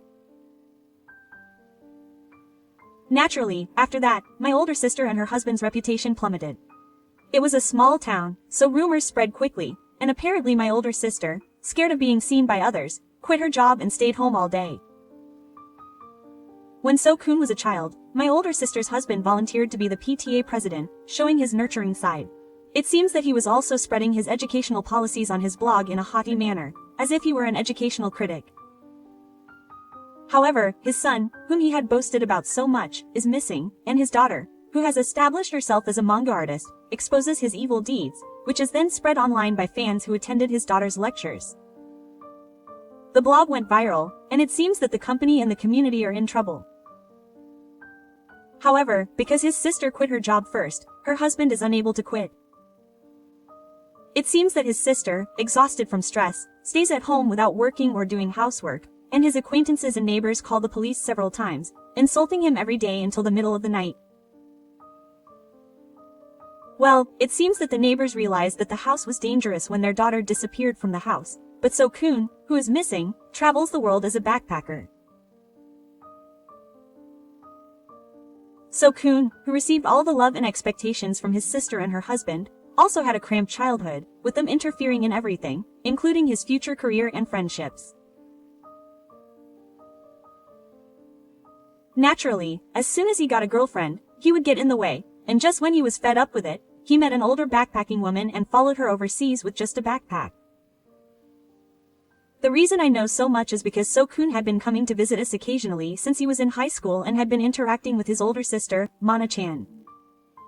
It seems he had always been concerned about Mana-chan, who had been kicked out because of him, and both Mana-chan and So-kun accepted him as a victim of their parents. His older sister and her husband think that So-kun is missing, but in fact, whenever he returns to Japan, So-kun comes to our house and leaves souvenirs and stories from various places. And every time he sees the siblings happily having fun, he vows to himself that he will never tell his older sister and her husband. At the beginning of the month, I buy the magazine that has Mana-chan's comics in it. Sometimes in Mana-chan's comics, Mana-chan and my husband, Narari-hyun, and my cat's illustrations of laughing cats appear as patterns on the clothes worn by the main characters. Mana-chan laughs because she takes them out because she's embarrassed, but she says they're the paintings of the artist she respects the most in the world. Well, if the cutest girl in the world says so, I guess it can't be helped, so I laugh too. "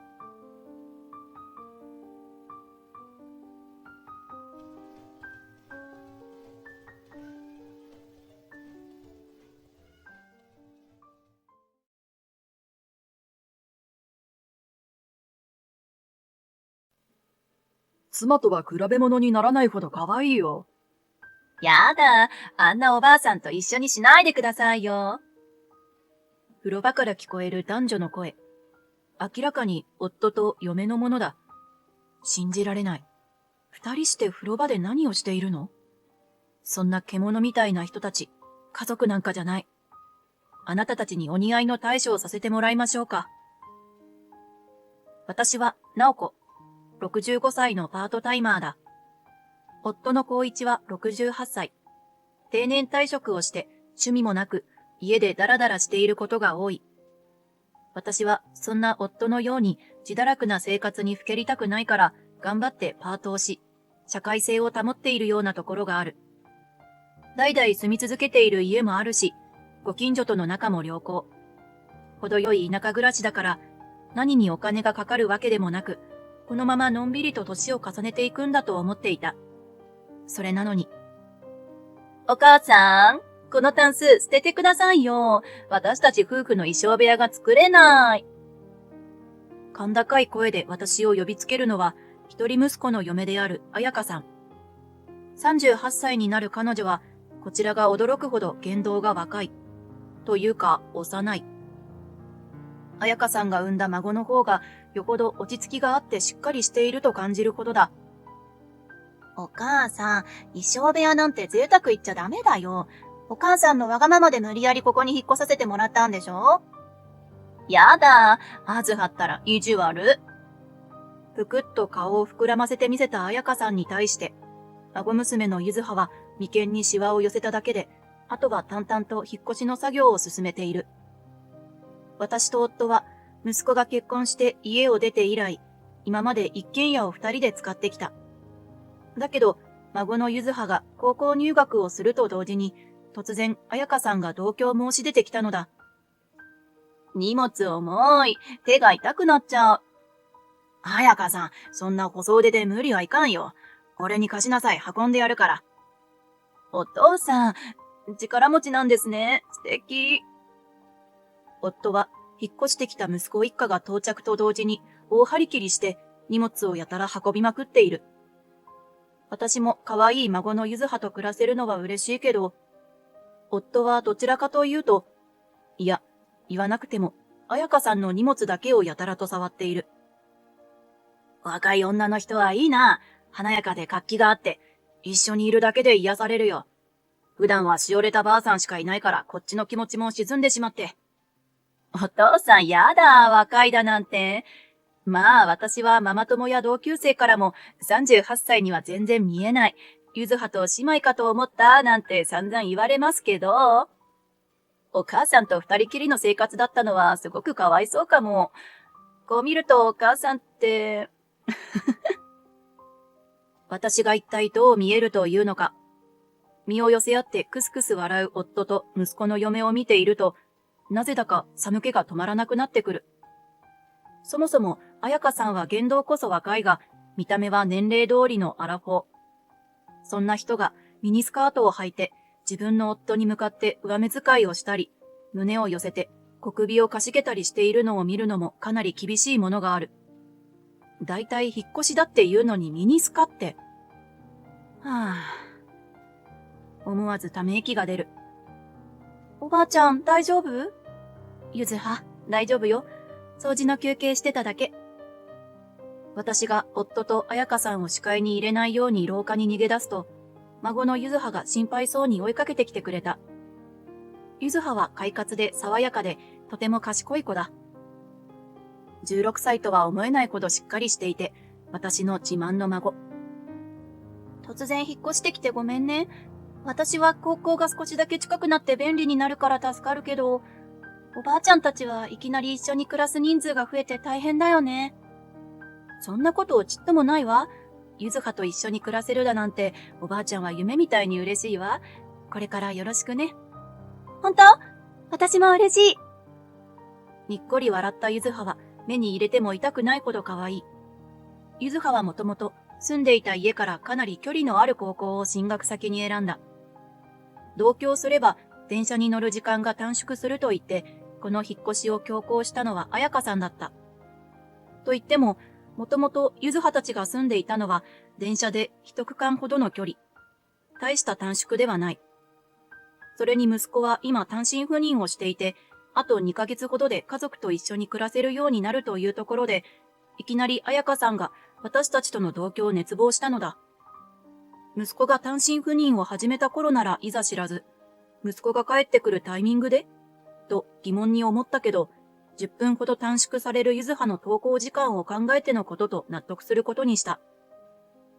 お父さん、私の部屋でニコドキ手伝ってくれます？ああ、いいよ。彩香さんの荷物を一緒に片付けようか。2時間でも3時間でも付き合うよ。やったー！息子の嫁との関わりなんて正直薄いと思っていたが、夫はいつの間にか距離を縮めていて、その様子は不適切に思えるほど。なんだか気持ちが悪いわね。孫や娘を持つ立場とは思えないはしゃぎっぷりは正直いただけないけど、まあ引っ越し当日でテンションが振り切れているのかもしれない。そんな風に流してしまった自分を後悔することになるのだけど、お母さん、お腹空きました。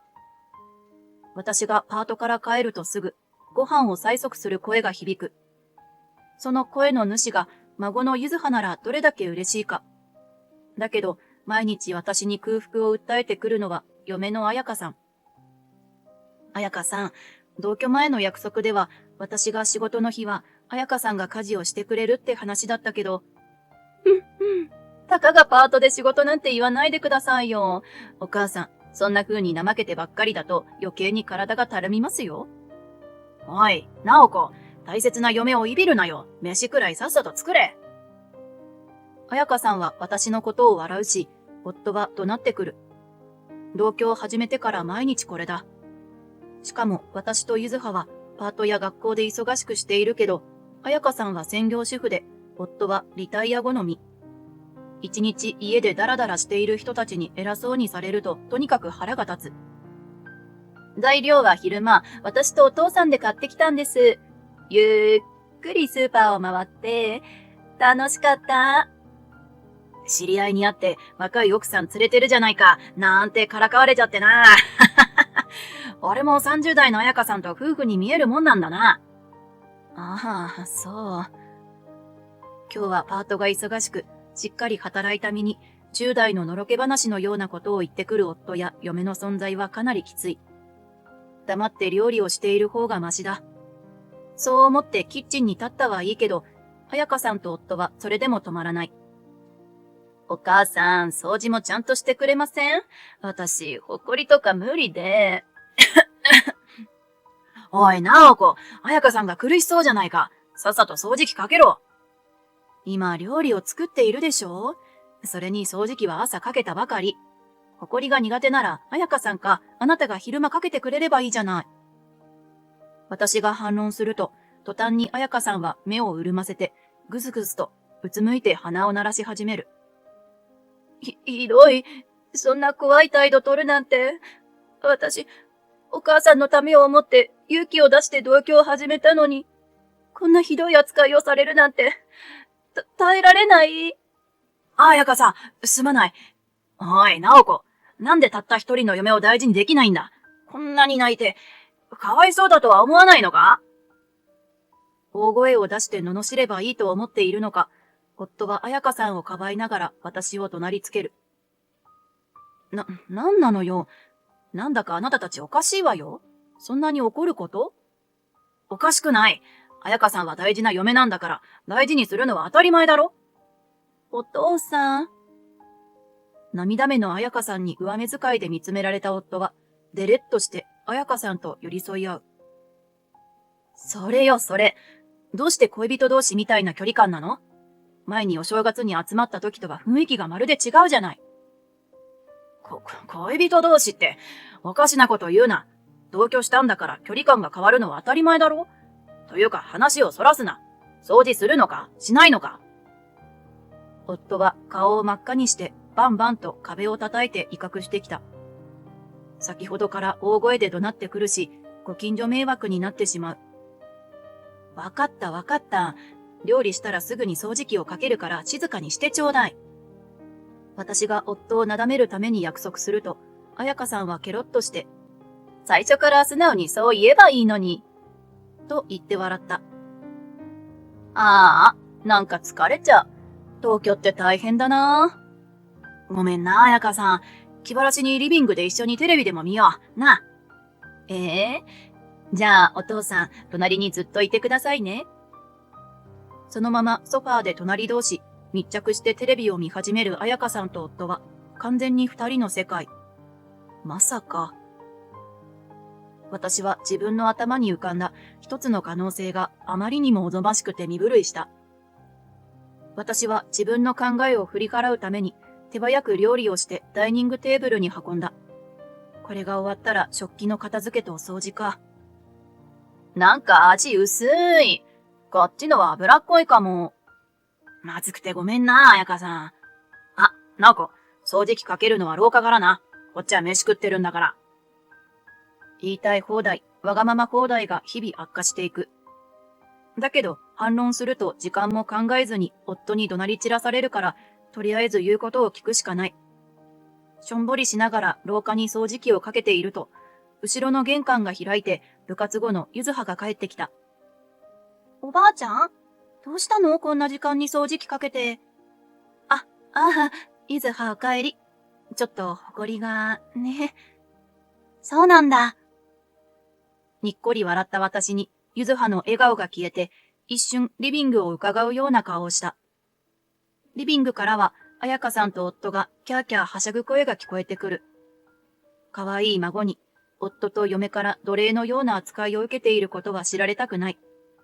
私は明るくゆずはに笑いかけた。さ、ゆずはは着替えてお腹いっぱいご飯を食べて。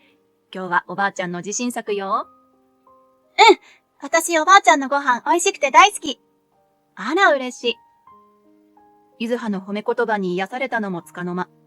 リビングから夫の怒鳴る声が響いた。おい、直子、ビール追加。彩香さんにも、さっさとしろ。お母さん、私、おつまみも欲しいです。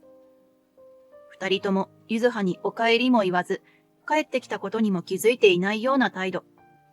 私は思わずうんざりとため息をついた。私、着替えてくるね。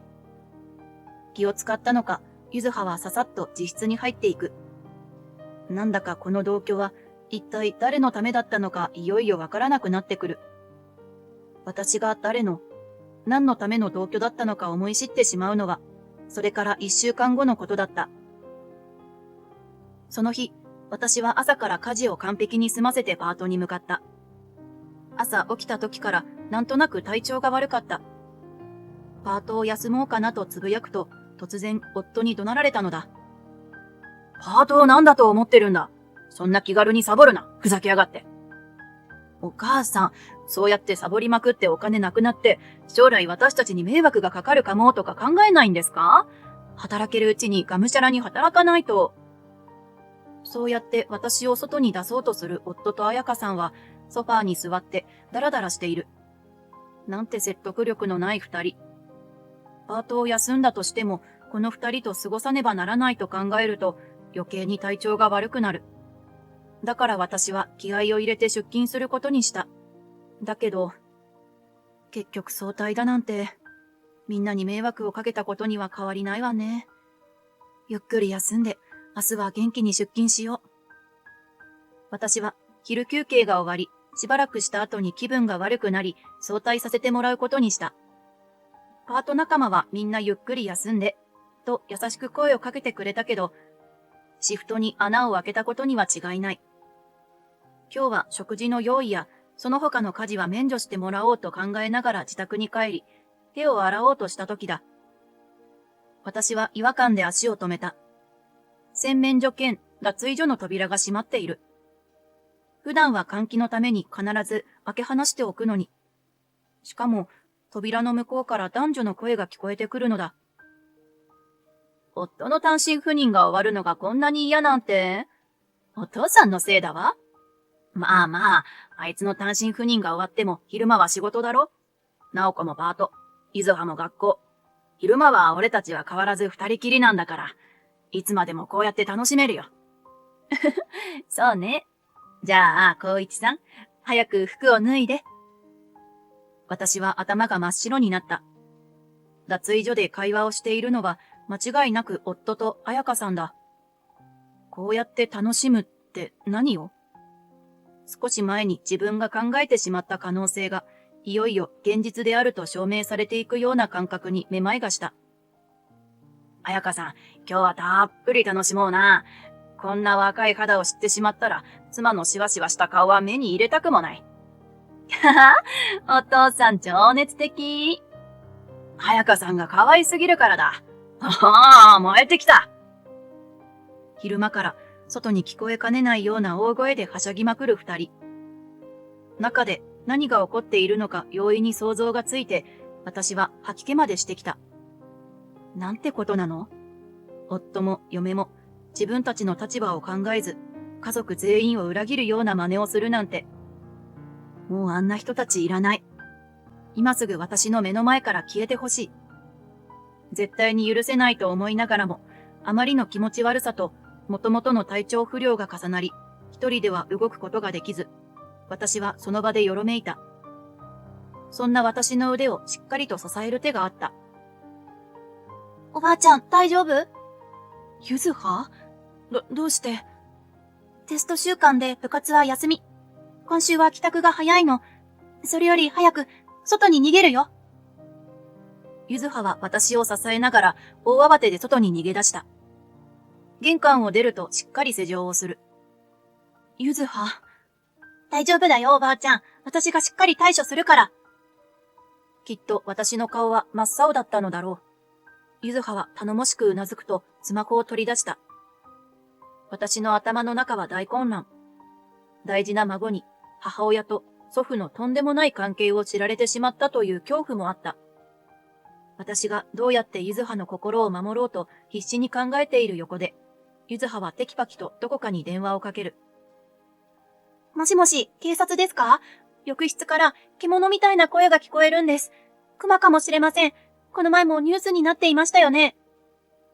ゆずはが電話の向こうの相手にそう伝えるのを聞いて私は仰天した。待って。ゆずは、違うの。おばあちゃん、いいから。慌てて喋り出した私にゆずはは、大丈夫だから、ともう一度うなずく。おばあちゃんは少し座った方がいいみたい。ありがとう、ゆずは。でもね。私が真実を伝えるべきか迷っていると、近所の奥さんが外に佇む私とゆずはを見つけて近寄ってきてくれた。私の顔が真っ青だから、ただごとではないと感じ取ったのだろう。そこでゆずはは、近所に聞こえるような声で、熊が出たかもしれないと話し始めた。熊が出たかもしれません。皆さん気をつけて。どんどん集まる近所の人に、ゆずはは注意喚起をし続ける。あっという間に我が家の周りに人だかりができて、熊だと騒然となった。そしていよいよ警察が到着して、地元の猟友会を呼ぼうかと話が出たとき。熊って聞こえたぞ。どういうことだ？怖い。どこ？早く逃げなきゃ。熊という声と騒ぎが聞こえてパニックになったのか、突然夫と彩香さんが飛び出してきた。飛び出してきたのはいいけど、二人ともタオル一枚を巻きつけただけの姿。しかも、熊が出たなら家にいる方がいいというのに、なぜか我先にと家から飛び出してきたのも滑稽だった。すみません。熊と間違えちゃった。ただ、お母さんとおじいちゃんが一緒にお風呂に入って大声出してただけみたい。本当にすみません。ゆずはが到着した警察と近所の人に頭を下げた。その様子をポカーンと見ていた夫と彩香さんは、どんどんと顔が真っ赤に染まっていった。何をしているのよ、ゆずは。勘違いで皆さんに迷惑をかけて、信じられないわ。そうだぞ。なんて恥ずかしい孫なんだ。早とちりで警察まで。よく言って聞かせてやらないと。大事な孫を裏切り者たちが罵るのを聞いて、私の中で何かがプチンと切れた。まだ気分は悪いけど、そんなことに構っている場合じゃない。何が信じられないよ。恥ずかしいよ。ゆずはは賢くて行動力のある私の自慢の孫よ。それをよくも。ここまでメラメラと怒る私を見たのは二人とも初めてだろう。私が虐げられるのは我慢できても、孫のゆずはにまでその害が及ぶのは許せない。あんたら、風呂場に二人でこもって何をしていたか言ってごらんなさい。言えないでしょ？気持ちの悪い。やってることが獣も同然。いえ、獣以下よ。醜いわ。驚きの表情で私を見つめていた彩香さんが、醜いというワードを聞いて途端に目をつり上げた。醜いですって？あんた、誰に向かって言ってるのよ。鏡見たことある？私に何もかも劣った容姿しといて、何が醜いよ。訂正しなさい。あら、そんなにはっきり喋れたのね。いつものぶりっ子はいいの？私が負けじと言い返すと、彩香さんは強がりなのか、状況がわかっていないのか、まだふふんと勝ち気に笑ってみせる。夫を取られた負け惜しみ？かわいそうなおばさん。光一さん、私の方があのおばさんより美しいわよね。比べ物にならないわよね。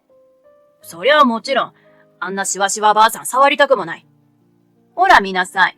お母さんより私の方が優れているの。高笑いする彩香さんは本当に楽しそう。私はかける言葉を見失って呆然としてしまった。まさかこんなに道徳の通じない人がいるとは。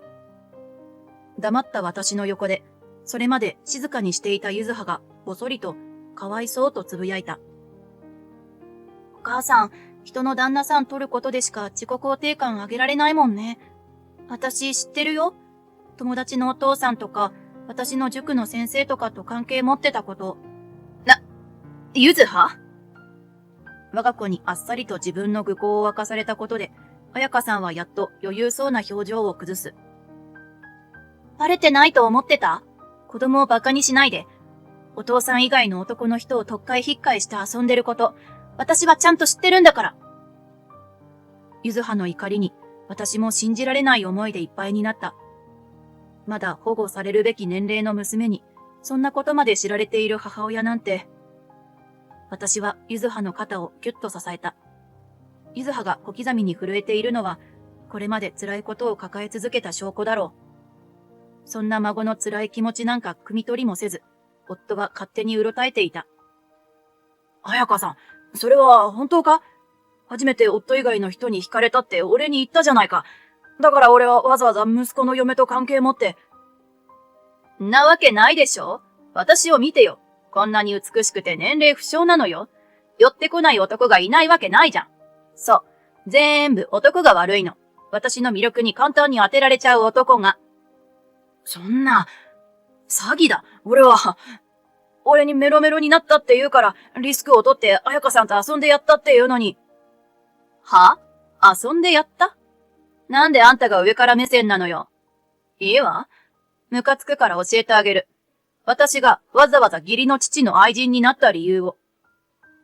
彩香さんは何がそんなに誇らしいのか、ふふんと笑って近所全員を見回した。お父さん、光一さんはここら一帯じゃ権力を持ってる人なんでしょ？私知ってるの。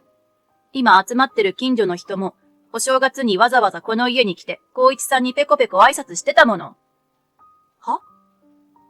私は目が点になった。集まった近所の人もきょとんとしている。だけど、彩香さんは、それでもあられもない格好で勝ち誇った顔を続けた。皆さん、光一さん、今は妻よりも私に夢中。この地域で楽しく暮らしたければ、今後私に気を使って生きていきなさい。本当は影から光一さんを操って、ここら一帯を牛耳ってやろうと思ってたけど、光一さんとの関係がバレちゃったから、大っぴらに言わせてもらうわ。何を言っているの？この人は、ただ地域の消防団の団長を昔やっていたってだけで、現役の消防団員から、折々の挨拶がないとごねるめんどくさい人だから、昔からみんな気を使って、この人のところに挨拶に来てくれてるだけなの。は？地域の消防団？そうよ。今は引退してるし、何の発言権もないの。ただ、消防団員の若い人たちをいつでも飲みに誘いたがっている面倒なおじいさんよ。はぁ？彩香さんは顔を引きつらせて絶叫する。それにしても、なんてお粗末な計画だろう。退職して家でゴロゴロしているだけの夫を、地域の権力者と勘違いするとは。ちょっと、じゃあ私がお父さんの愛人ポジションに収まったのも、ここに引っ越してきたのも全く意味ないじゃない。せっかくこの地域を支配する美貌の愛人として快適な生活をしようとしてたのに。そんなこと企んでたのか？恐ろしい女だな。こんなことだったら、アラフォーなんて言わずに、もっと若い女と関係持ってた方が得だったじゃないか。どこまで行っても自分本位な人たちだ。しかも自分に対する自信がどんな山よりも高い。何を無責任なこと言ってるの？自分の娘に知られてまだ恥ずかしいと反省できないなんて。あなたも最低だわ。息子の嫁に言い寄られたからって、ほいほい引っかかるな。この人でなし。私がさらに怒ると、夫も彩香さんもむっとして言い返してくる。人でなしって、そこまで言われなきゃならんほどのことはしていない。そうよ。婚外恋愛なんて今時普通でしょ？みんなやってるわ。私にはギフと関係を持ったちゃんとした理由もあるしね。まだ自分を正当化しようと必死になれる神経がわからない。まあ、こんなことをしでかす二人だ。まともな神経なんて一本もないのだろう。やってるわけないでしょ？娘がこんなに傷ついて泣いているのに、どうしてそんなに開き直れるの？お母さん。私がお母さんのことで夜も眠れないくらい悩んだの、知らないでしょ？ご近所さんたちは顔をしかめてひそひそと耳打ちし合っている。ようやくそんな様子が目に入ったのか、彩香さんは慌てて私を制止するように手をブンブンと振った。ちょっと、人前で私のこと下げないで。権力握り損ねた上に、ご近所さんからのイメージが台無し。人権侵害を訴えてやる。そうだぞ、直子。よくも俺にまで暴言吐いたな。お前は俺の人権も侵害してるんだからな。夫もどこまでも偉そうである。でも私に威張り散らすのももうおしまい。二度と一緒に住むもんかと思えれば、こんな人に言い返すことくらい簡単だ。私は夫と彩香さんを思い切り、侮蔑的な目で睨みつけた。そういうことは服を着て、人間らしく振る舞ってから言ってくれる？やー！私に言われて、自分たちの恥ずかしい格好を今更認識したのか、みっともない二人が揃って叫んだ。うわぁ！見ないでくれ。直子、なんでもっと早く言わないんだ。どうしてくれるのよ。若い私の肌を人目にさらして。勝手にすっぽんぽんで出てきたのはあなたたちじゃない。それに、彩香さんは自分のこと若いって言っていますけどね、あなたは正しく38歳なりの肌と体型をしているわよ。ご近所さんたちからはクスクス笑いが漏れた。真っ赤になる彩香さんと夫は慌てて家の中に入っていったけど、私は二人を逃すつもりはなかった。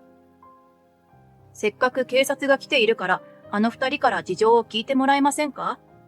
いきなり露出の多い姿で人前に飛び出してきたり、孫を精神的に追い詰めたりしたところを見ていましたよね。私が頼むと、一部始終を見ていた警察官たちは、事情を聞くだけならと受け負ってくれた。私は家の中に入り、逃げられないわよ、出てきなさい。と怒鳴った。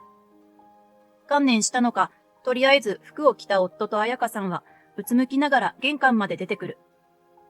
なあ、なんか勘違いしてないか？俺と彩香さんは、一緒に風呂に入ってただけでやましいことは何にも。苦しい言い訳ね。一緒にお風呂に入ってる時点で異常よ。それに、今から警察で事情を話さなきゃならないのは、どうしてあんな格好で外に出てきたかよ。そんなの、熊が。夫の横では、彩香さんがおえつを漏らして本気で泣いていた。私は知らない。何も知らない。お父さんが悪いのよ。あなたはどれだけ伊豆葉の母親としての自覚がないの？警察でたっぷり話を聞いてもらったら、今度は児童相談所の人とも面会させられたいの？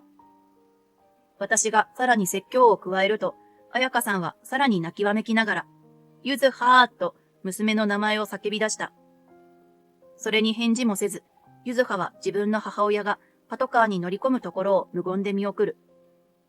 絶望の表情を浮かべた二人は、別々のパトカーに揺られて、やっと自宅から離れて行ってくれたのだった。その後、警察に連れて行かれて、こってり絞られた夫と彩香さんは、日付が変わってから自宅に戻ってきたらしい。だけどその頃には、私とゆずはは連絡を受けて飛んできた息子により、近くのホテルへと避難をした後、特にゆずはには、もう二度と彩香さんを会わせられないと判断した私と息子は、後日二人で全ての荷物を引き払い、完全に自宅を捨てることに成功した。残された家では、夫と彩香さんの言い争う声が響き渡っていたとか。夫はしばらくの間、離婚したくないだの、あんな女と結婚した息子が悪いだの言っていたけど、これ以上騒ぐなら、弁護士を立てると宣言すると、あっさりと離婚に応じた。まさかあんな恥ずかしい姿を晒してなお、自分が悪くないと言えるなんて。しかも離婚をしたくないという要望が通ると思っているのが恐ろしい。夫。いやもう元夫だが、退職後の資金にと貯めていた貯金を私と折半し、さらに私や息子へ慰謝料も支払ったため、かなり心もとなくなったらしい。アルバイトを始めることになり、悠々自適な生活からは程遠い暮らしをしている。家は建ててからかなりの年数が経っているから、資産価値はほとんどなく、私とゆずはと息子は絶対に住みたくなかったため、元夫が所有したまま。ご近所に離婚の経緯すべてを知られているし、なんならタオル一枚で外に飛び出してきた情けない姿も見られているけど、他の土地で暮らす勇気もなく、引っ越しの資金もない元夫は、あの家で暮らすしかない。もちろん、どれだけごねても、元消防団長として気を使ってくれる人などいなくなった。それどころか、どこへ行くにも、ご近所の目を気にし、体を丸めてこそこそと出かけねばならないらしいけど、まあ自分のやったことがいかに恥ずかしく、常識知らずだったか学ぶいい機会だ。広い家で孤独に暮らすのも、生活にかかるお金を毎月気にしながらのギリギリな生活も、自分がやったことに比べれば軽いものと思って生活してほしい。彩香さんは息子と離婚した後、私と息子に慰謝料を払うために働くことになった。だけどかなり長いブランクがあるため、就活は難航。本人はキラキラ OL という立場を望んで就活しているらしいから余計に難しくなると思うんだけど、そんな彩香さんにもわがままを言っている場合ではない日がやってきた。もともと彩香さんはゆずはが通っていた中学の同級生の父親や教師、塾の講師などに恋愛関係にならないかと声をかけまくっていたらしい。もちろん相手は全員既婚者で、身の回りのめぼしい既婚者すべてと不適切な関係を結んだ後に、義父にまで手を出すというとんでも行動に出たのだけど、彩香さんと息子が離婚したタイミングと被るようにして、昔の交際相手の奥様たちから一斉に慰謝料を請求されたらしい。多分奥様たちはみんな調べに調べて、お互い結託していたのだろう。彩香さんは多重の慰謝料から逃げることもできず、昼夜問わず、職種問わず、あくせく働いているらしい。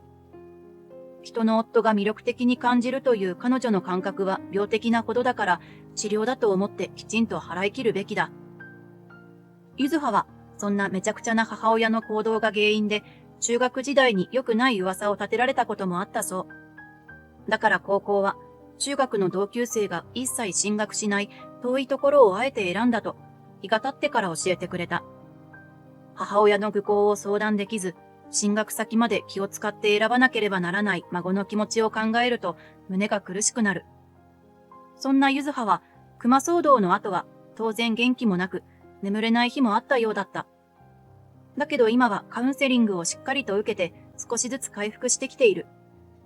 思い出させてしまってはかわいそうだと思って聞けなかったことを思い切って聞いてみた。ねえ、ゆずは、あなたあの時本当は。ゆずはは黙ってこくりとうなずいた後こう言った。もう終わらせたかったの。何の罪もないこの子がこんな思いを。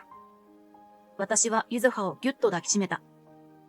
私と息子は思い切ってゆずはの高校の近くにマンションを借りて引っ越した。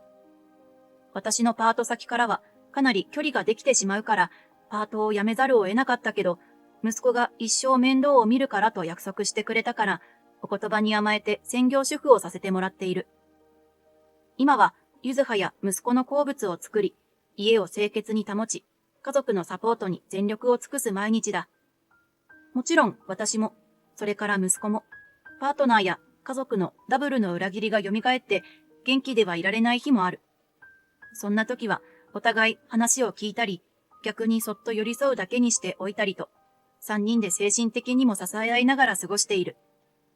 だけど、私も息子も、今の平和な暮らしで、だんだん嫌な記憶は塗り替えていけるだろう。思えば今の暮らしは、夫と2人で生活していた頃とは、比べ物にならないほど楽しく幸せだ。辛いことはあったけど、それを乗り越えて、手に入れられた本物の家族との暮らしを、これから堪能して生きていこうと思っている。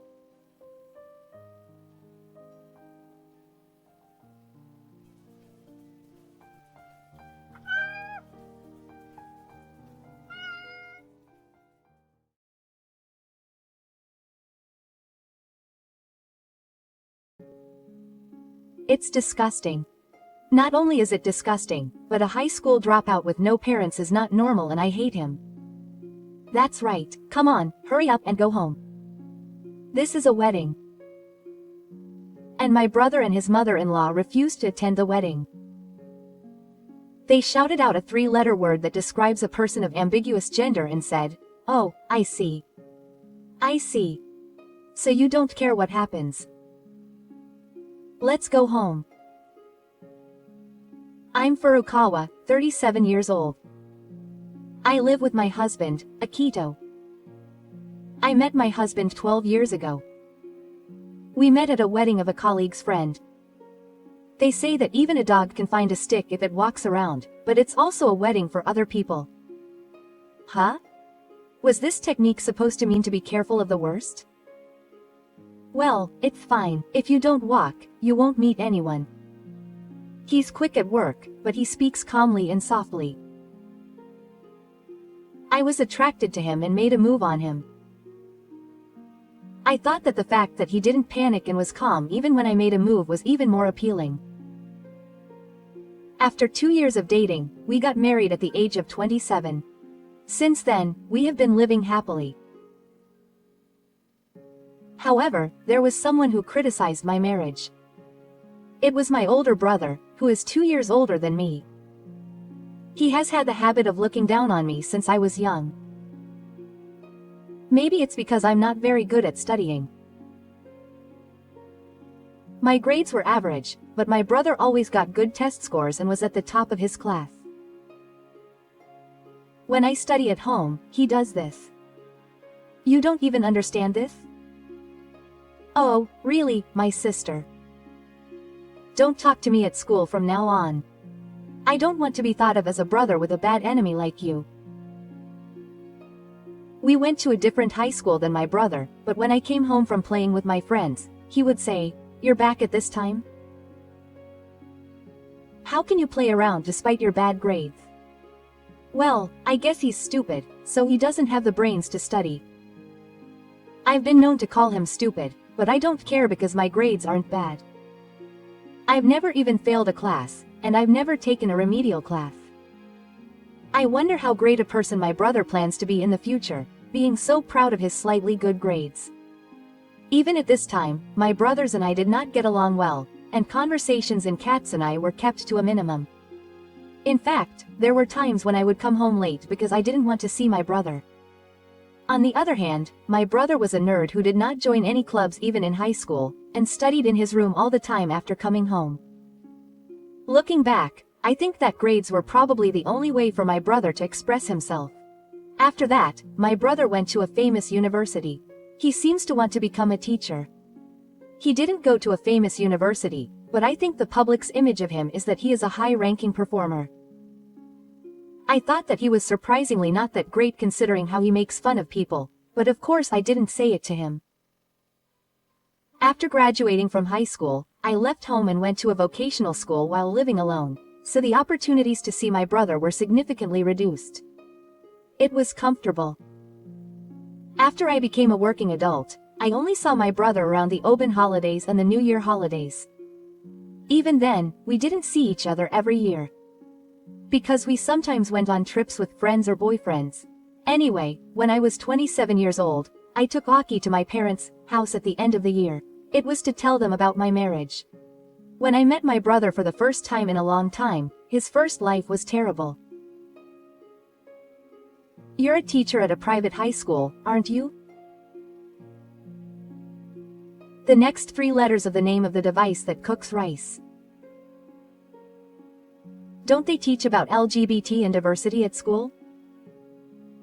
In the first place, Aki and I are not even friends with those people. It's a bit of a provocation, but he lightly pulls his hair back. It's generally called a top knot. He looks manly with sharp eyebrows and is rather handsome. I think he looks just like an ordinary person, so even if he can't hide his prejudice, it's too far off. And Aki works in the customer service industry and has a strong mentality. He doesn't seem to get angry easily, no matter how harsh the words he is told. This time, too, I met you. I'm Akira Furukawa, who is dating Ko-san. I'm a very ordinary man. I'm looking forward to working with you from now on, I said with a smile, and put out my right hand to introduce myself and shake hands. But my brother slammed away Aki's outstretched hand. Hey, stop it, it's disgusting. He yelled at him not to call me brother. He said, "Wow, you touched me," and sprayed a Publis that was in the corner of the living room on his hand. Even if you spray something like that, it won't even disinfect. Can't you tell the difference between a low-odor spray and a disinfectant spray? Seeing this, my parents told him to stop being rude, but it didn't work on my brother. I doubted my brother's humanity so much that I wondered if he was really teaching students at school. There are all kinds of types of kids among his students. Or maybe my brother is jealous because Akito is good-looking. There aren't many men who look good in provocation. I bragged to myself like that. Although my brother's prejudice was terrible, my parents liked him after just talking to Akito for a little while. So we decided to get married, but my brother didn't come to our wedding. Of course we sent out invitations, but a wedding between a fool and a guy is a waste of time. It would be a waste to give him the invitation. He didn't say that. I didn't want my brother to attend the wedding if he continued to behave like that. After we got married, I didn't see my brother anymore. My wife and I went to visit my parents' house and happened to run into him. That was my reaction. Oh dear, I met some nasty people in the morning. This is ruining my holiday. Let's go out quickly. It's morning. After we met, he sprayed Febreze that was in the living room all over his body. He's old but he's silent. I wish he'd stop using Febreze as a substitute for disinfection. Still, I had a little hope that my proud brother would change a little if he had a family, but one day when I was finishing work, I got a call from my mother at home. Kokazufu is getting married. What kind of woman is that, brother? There must be a rare woman who likes a man who is only proud. He's like an enlightened monk. I was so surprised that I honestly told him what I had been thinking about my brother. Kone, even if he doesn't get along with his family, you're saying too much. Besides, that girl can find someone she likes.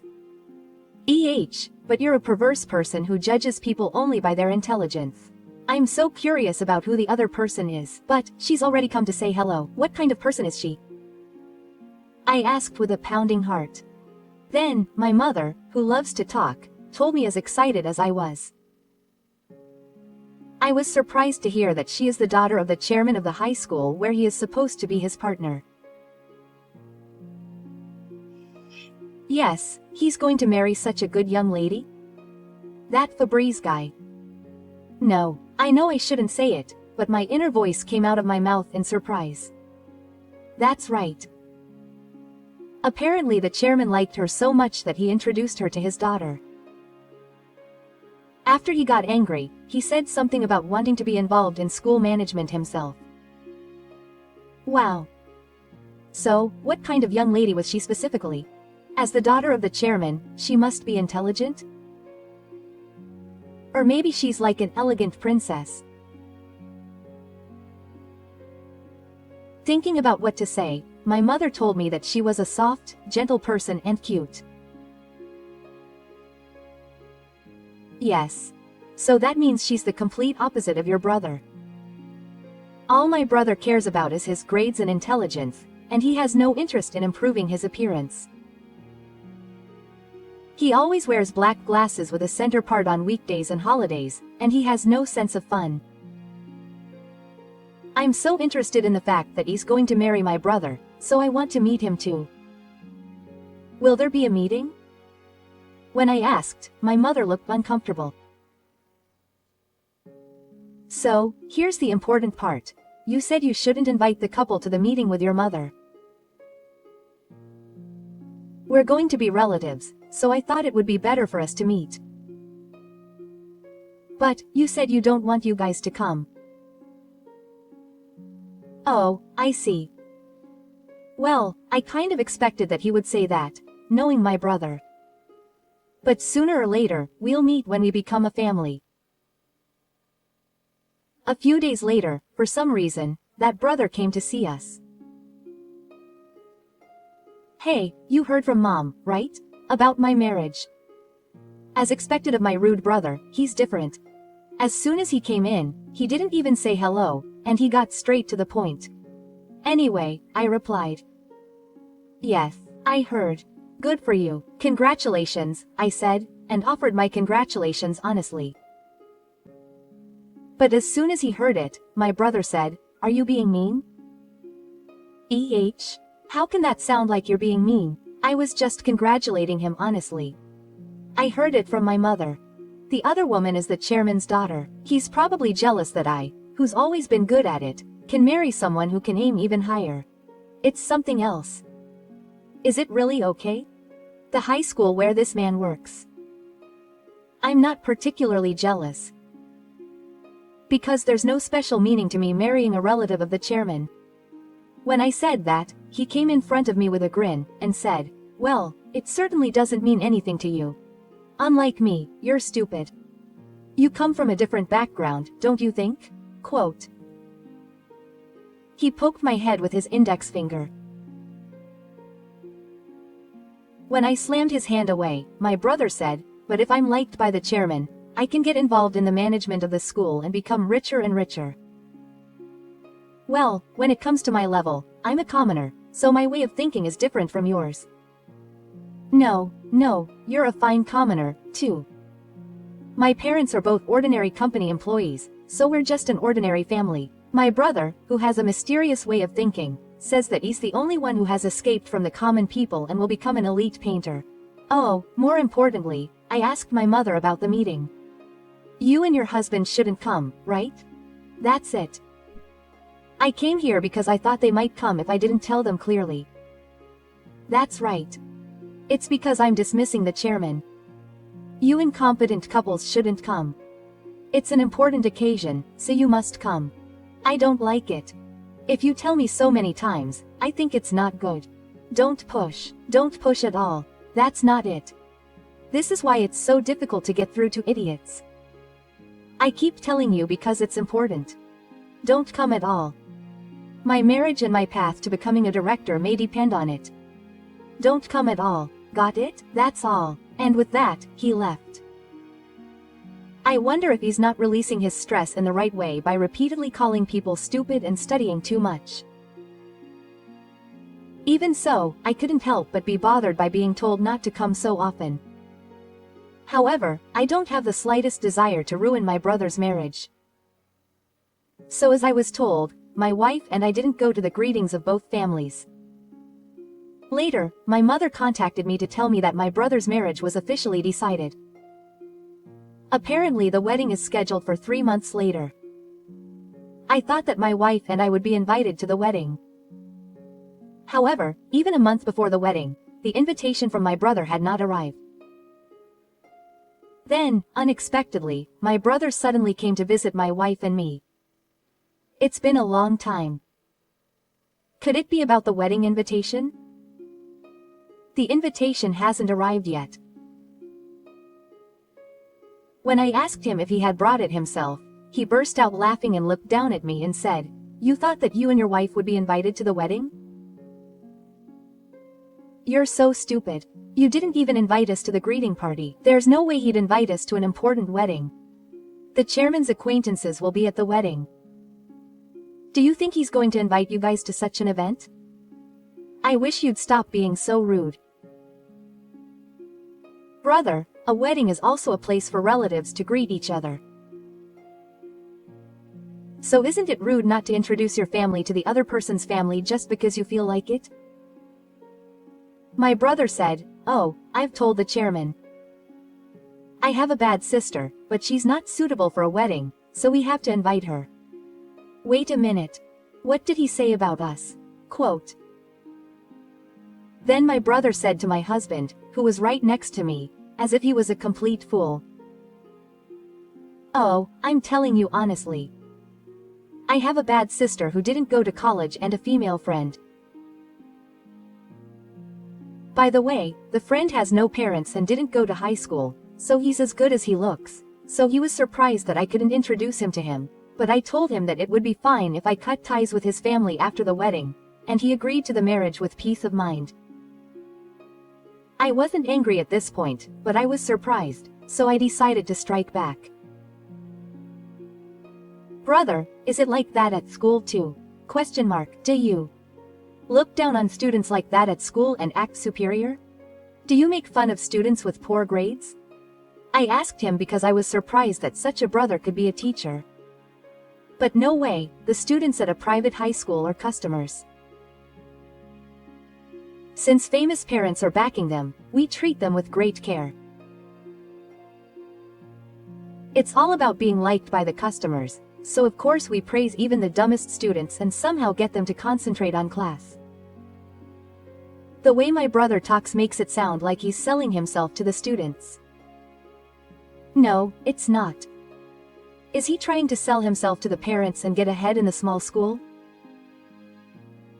Ah, what a fool. Anyway, you guys, get out of here. There's no place for a sister and a bastard like that. Instead, you should just work hard here and be humble. I don't think there will be any great customers anyway. With that said, my brother took out a Febreze from his bag and left.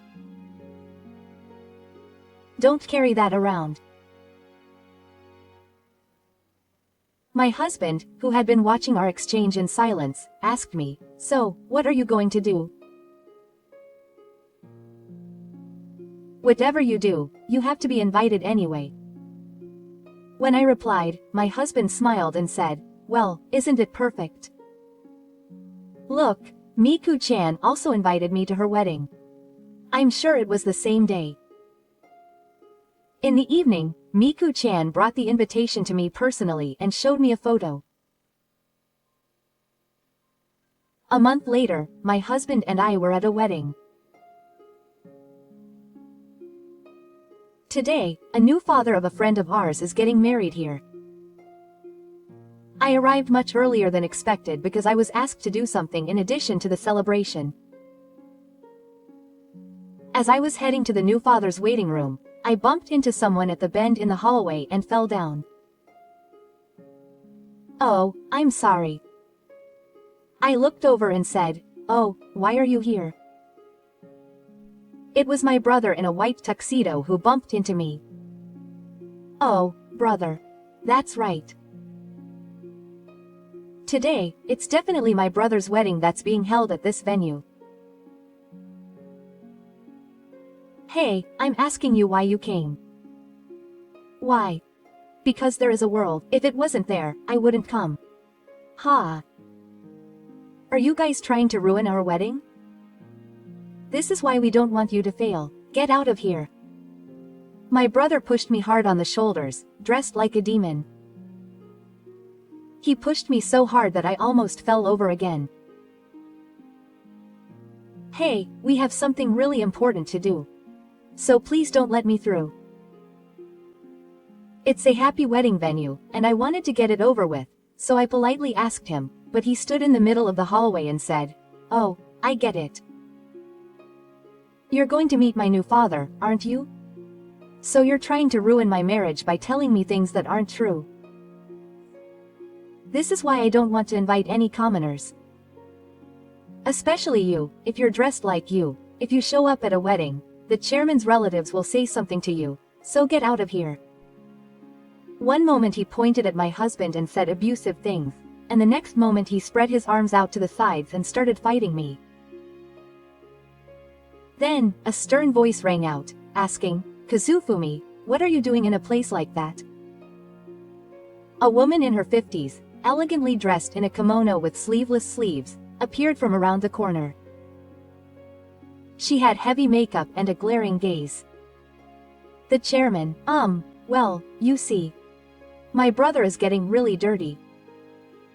Kazufu, you speak clearly and you're going to be my son from now on. I'll be in trouble if you don't do better.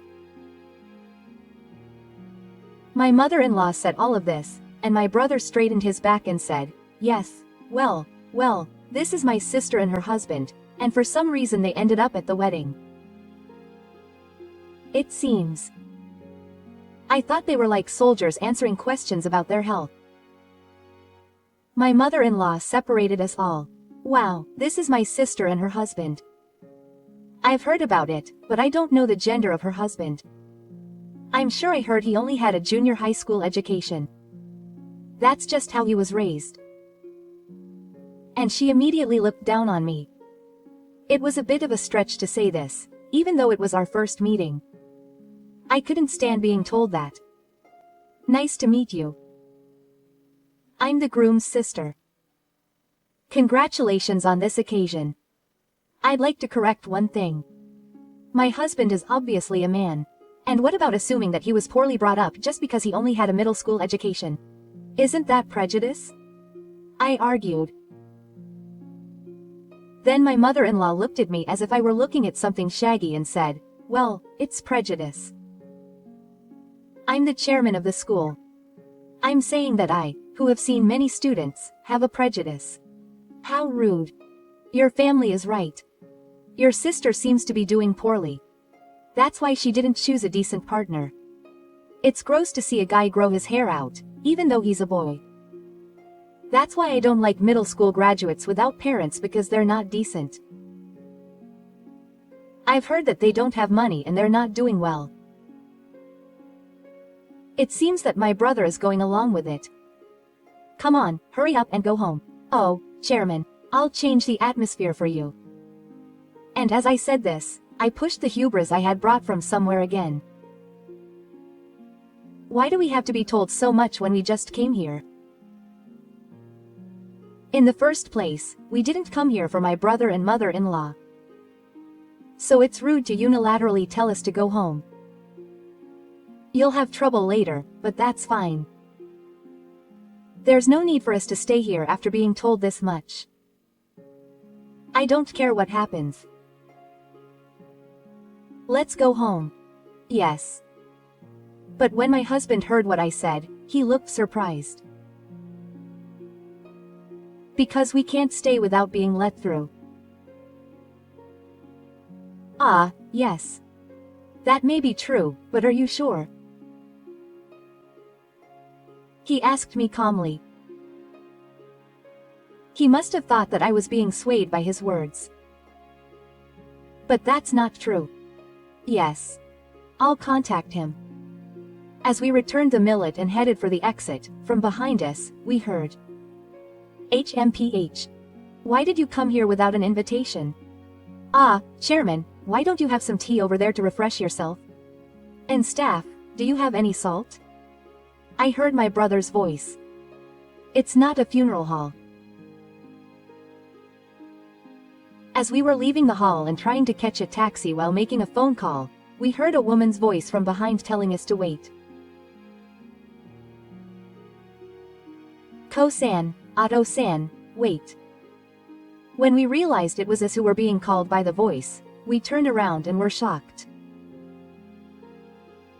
A woman in a pure white wedding dress was running towards us, her hair in disarray and holding the hem of her dress in both hands.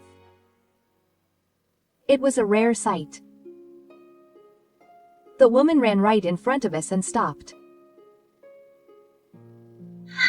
Ha. Ha. It's okay. I was just calling you. It's okay. And more importantly, please don't go home. The wedding won't start without you two.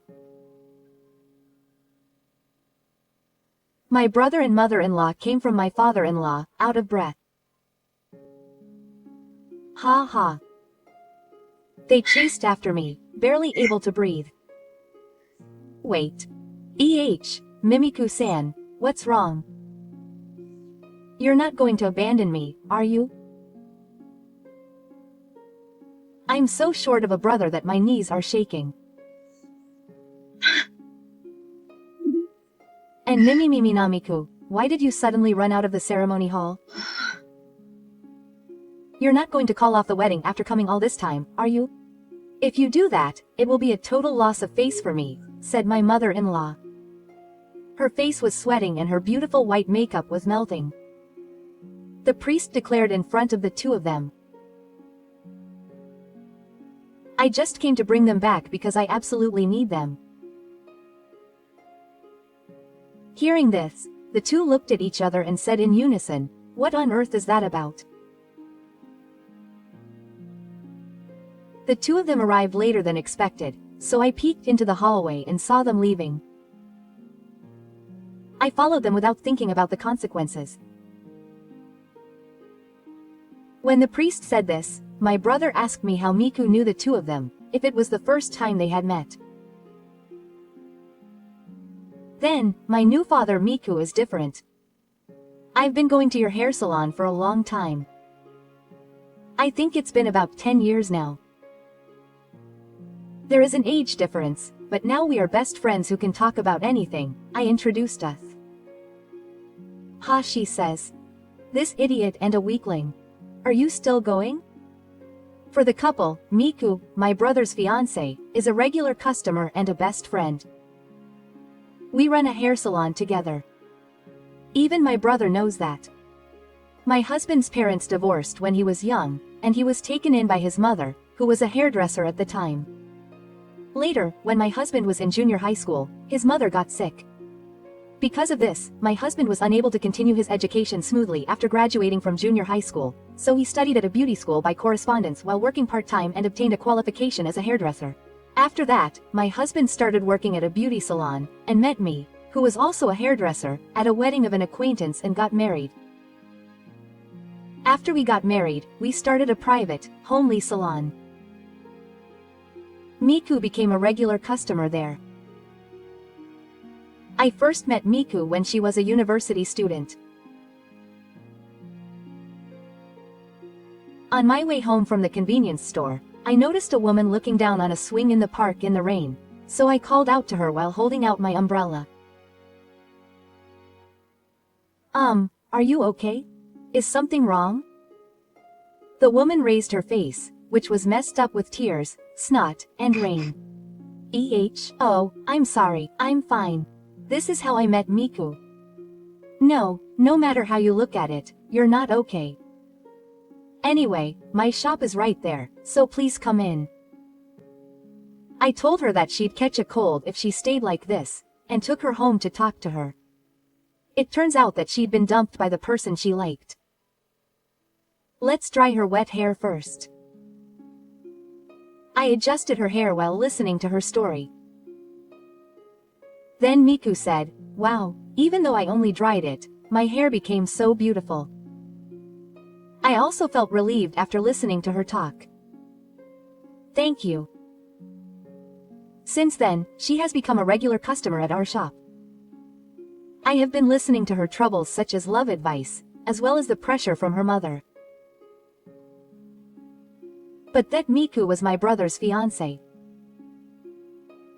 Neither my husband nor I knew this until just the other day, but when Miku brought the wedding invitation, we found out the name of the other person and found out that the person we were marrying was my brother. In other words, although my brother did not receive an invitation, he received one from Miku, so he came to the wedding today. My brother pointed to my wife and me with his arms trembling, and said, maybe it's the couple here, the best friend he's been consulting with since his school days and wanted to introduce today. But I was surprised too. I had heard that Kazufu had a younger sister and her husband, but I never imagined that they were Ko-san and Akito-san. It was more than just a coincidence, it felt like fate. To be a family with the couple I love and admire. It's the best. My brother's face was straight next to Miku, who looked happy. We only found out recently. I had heard from Miku that she was getting married, but I didn't realize until I received the invitation a month ago. Well, my gender has changed after marriage, so it's not strange that I wouldn't notice if we didn't have a chance to get together as a family. When I told him the details of what happened, my brother's lips curled in surprise and his face gradually turned red. He was wearing a white tuxedo, so the redness of his face stood out even more, as if there was a boiled egg on his tuxedo. Well, I guess I'll give them a 100-point discount and say they were acquaintances. But Miku, today is our important wedding. I don't want these guys at such an important event. You see, the chairman doesn't like weak guys either. That's why I purposely didn't invite them. When I said that, Miku looked puzzled. What are you talking about? Otto-san is a fine man. How can you say he's being? Well, maybe he is, but his appearance is provocative. Mother doesn't particularly dislike provocative men. Rather, what was Miku trying to say? Did the chairman guess? Shomimic shouted that it was unnecessary, but he was one step too late. Rather, Mother is crazy about Rio. I know him too. Rio is a member of the KP idol group currently appearing on various music programs in Japan. He is popular as a provocative handsome man with a length longer than his shoulders. I was surprised to find out that the stiff-looking chairman had such a hobby. Oh. The chairman who likes idols. That's it. Although the brother was surprised by the chairman's hobby, he doesn't seem to know the person in question because he is not familiar with idols. Miku-san, upon hearing this, kindly told him. You don't know Kazufumi? He's been on the cover of Women's Magazine recently, and Mother bought it on the first day of release at the same time as the first store rotation. I'm sure it's well known among the students. Even concerts sell out early every time, so your mother is waiting in front of her computer 30 minutes before the sales start. Miku, stop talking about such private things. It seems that your mother hid her love for provocative idols because she is the chairman, but since you're going to be family, it will be revealed soon anyway. If it's going to be revealed later, you should go now. There are various goods in your mother's room and even a body pillow on the bed. Miku. So the chairman knelt down on the spot, covering his red face with both hands. It seems that the chairman doesn't really have a prejudice against provocative men. However, it seems that he hid his hobby from his brother who hates provocative men because of his pride as chairman. I never thought the chairman had such a hobby. But it's okay. I'm tight-lipped. I'll take this secret to my grave. Don't worry. My brother is still continuing his usual festival even though he's here, but it's too late now, since they're having this kind of exchange on the street before the wedding. There are already a few people around us who are curious about what's going on. Among them, there were probably some guests who were invited to my brother's wedding. Hearing what I just said, people around me whispered, "Is the chairman into idols?" I heard something about body pillows just now. Quote. Miku's honest and natural remark revealed the chairman's secret hobby. My brother seemed to have heard it too. Anyway, let's go back to what we're doing here. Come on, chairman, please stand up. I'll support you. My brother somehow managed to get his stepmother to stand up. Miku-san, look, you'll stand out if you're here dressed like that. He called Miku to go back quickly. That's right. It's true that there's no point in talking here. Then let's go, Mi-san and the others. I get it. When I said that, my brother called out to us. Wait a minute. He asked me if I was going back too. Oh, but it's the new father's request. You understand, right? We didn't come here of our own volition. We were invited. And we have something to do now. Hee hee. Our turn is coming soon. Since people were gathering around us, we all decided to go back inside the venue. And then my wife and I were going to Miku's room. Wait a minute. Why are you going that way? If you've finished greeting her, then go home now. Ha, are you still saying it? You see, our turn is coming soon. My brother looked like he didn't understand at all. Because Miku was worried about us arriving late just now, wasn't she? And she went out of her way to find us and come to us in the middle of getting ready. So we're not just here as invited guests today. We came to do Miku's hair and makeup. So we can't start until we've properly prepared ourselves. Ha. What? I don't know anything about that. What on earth is that all about? My brother looked at Miku. Then Miku smiled and said, Akafu-san, you told me to do whatever I wanted with the dress and hairstyle, didn't you? So I just chose the dress I liked and asked people I could trust to do my hair and makeup, as if it were a matter of course. That's right, we were going to do the hair and makeup of the main characters of the day. That's why we came early, but we don't have time. It's because my brothers tried to kick us out. Am I the one at fault? Just then, the venue staff called out to my brother, it's 30 minutes until the start, is it okay? And Miku was in a panic and stuck for an answer, but she said, Aki-san has great trust in you. Of course, we'll hurry. Hurry to the Miku room. Yes. Then, in 30 minutes, we perfectly finished Miku-san's hair and makeup, whose hair was all messed up. As expected of a bridal hair and makeup artist. As she said, I was in charge of bridal hair and makeup at the wedding ceremony until I got married. I was also in charge of hair and makeup at the wedding of a friend where we met. I am the one. She quit her job as a full-time bridal hair and makeup artist at the wedding venue because she was worried about getting married, but now she runs a beauty salon with her husband and does freelance bridal hair and makeup when requested. Miku looked at the finished hair and makeup in the mirror and realized that it was a great decision to ask the wonderful hair and makeup artists. I'm glad to hear that. Congratulations. Your partner has his reasons, but we really want Miku to be happy. Thank you. And leave it to Kazufu. He's a little mean to the girls because he's probably just jealous of their good qualities.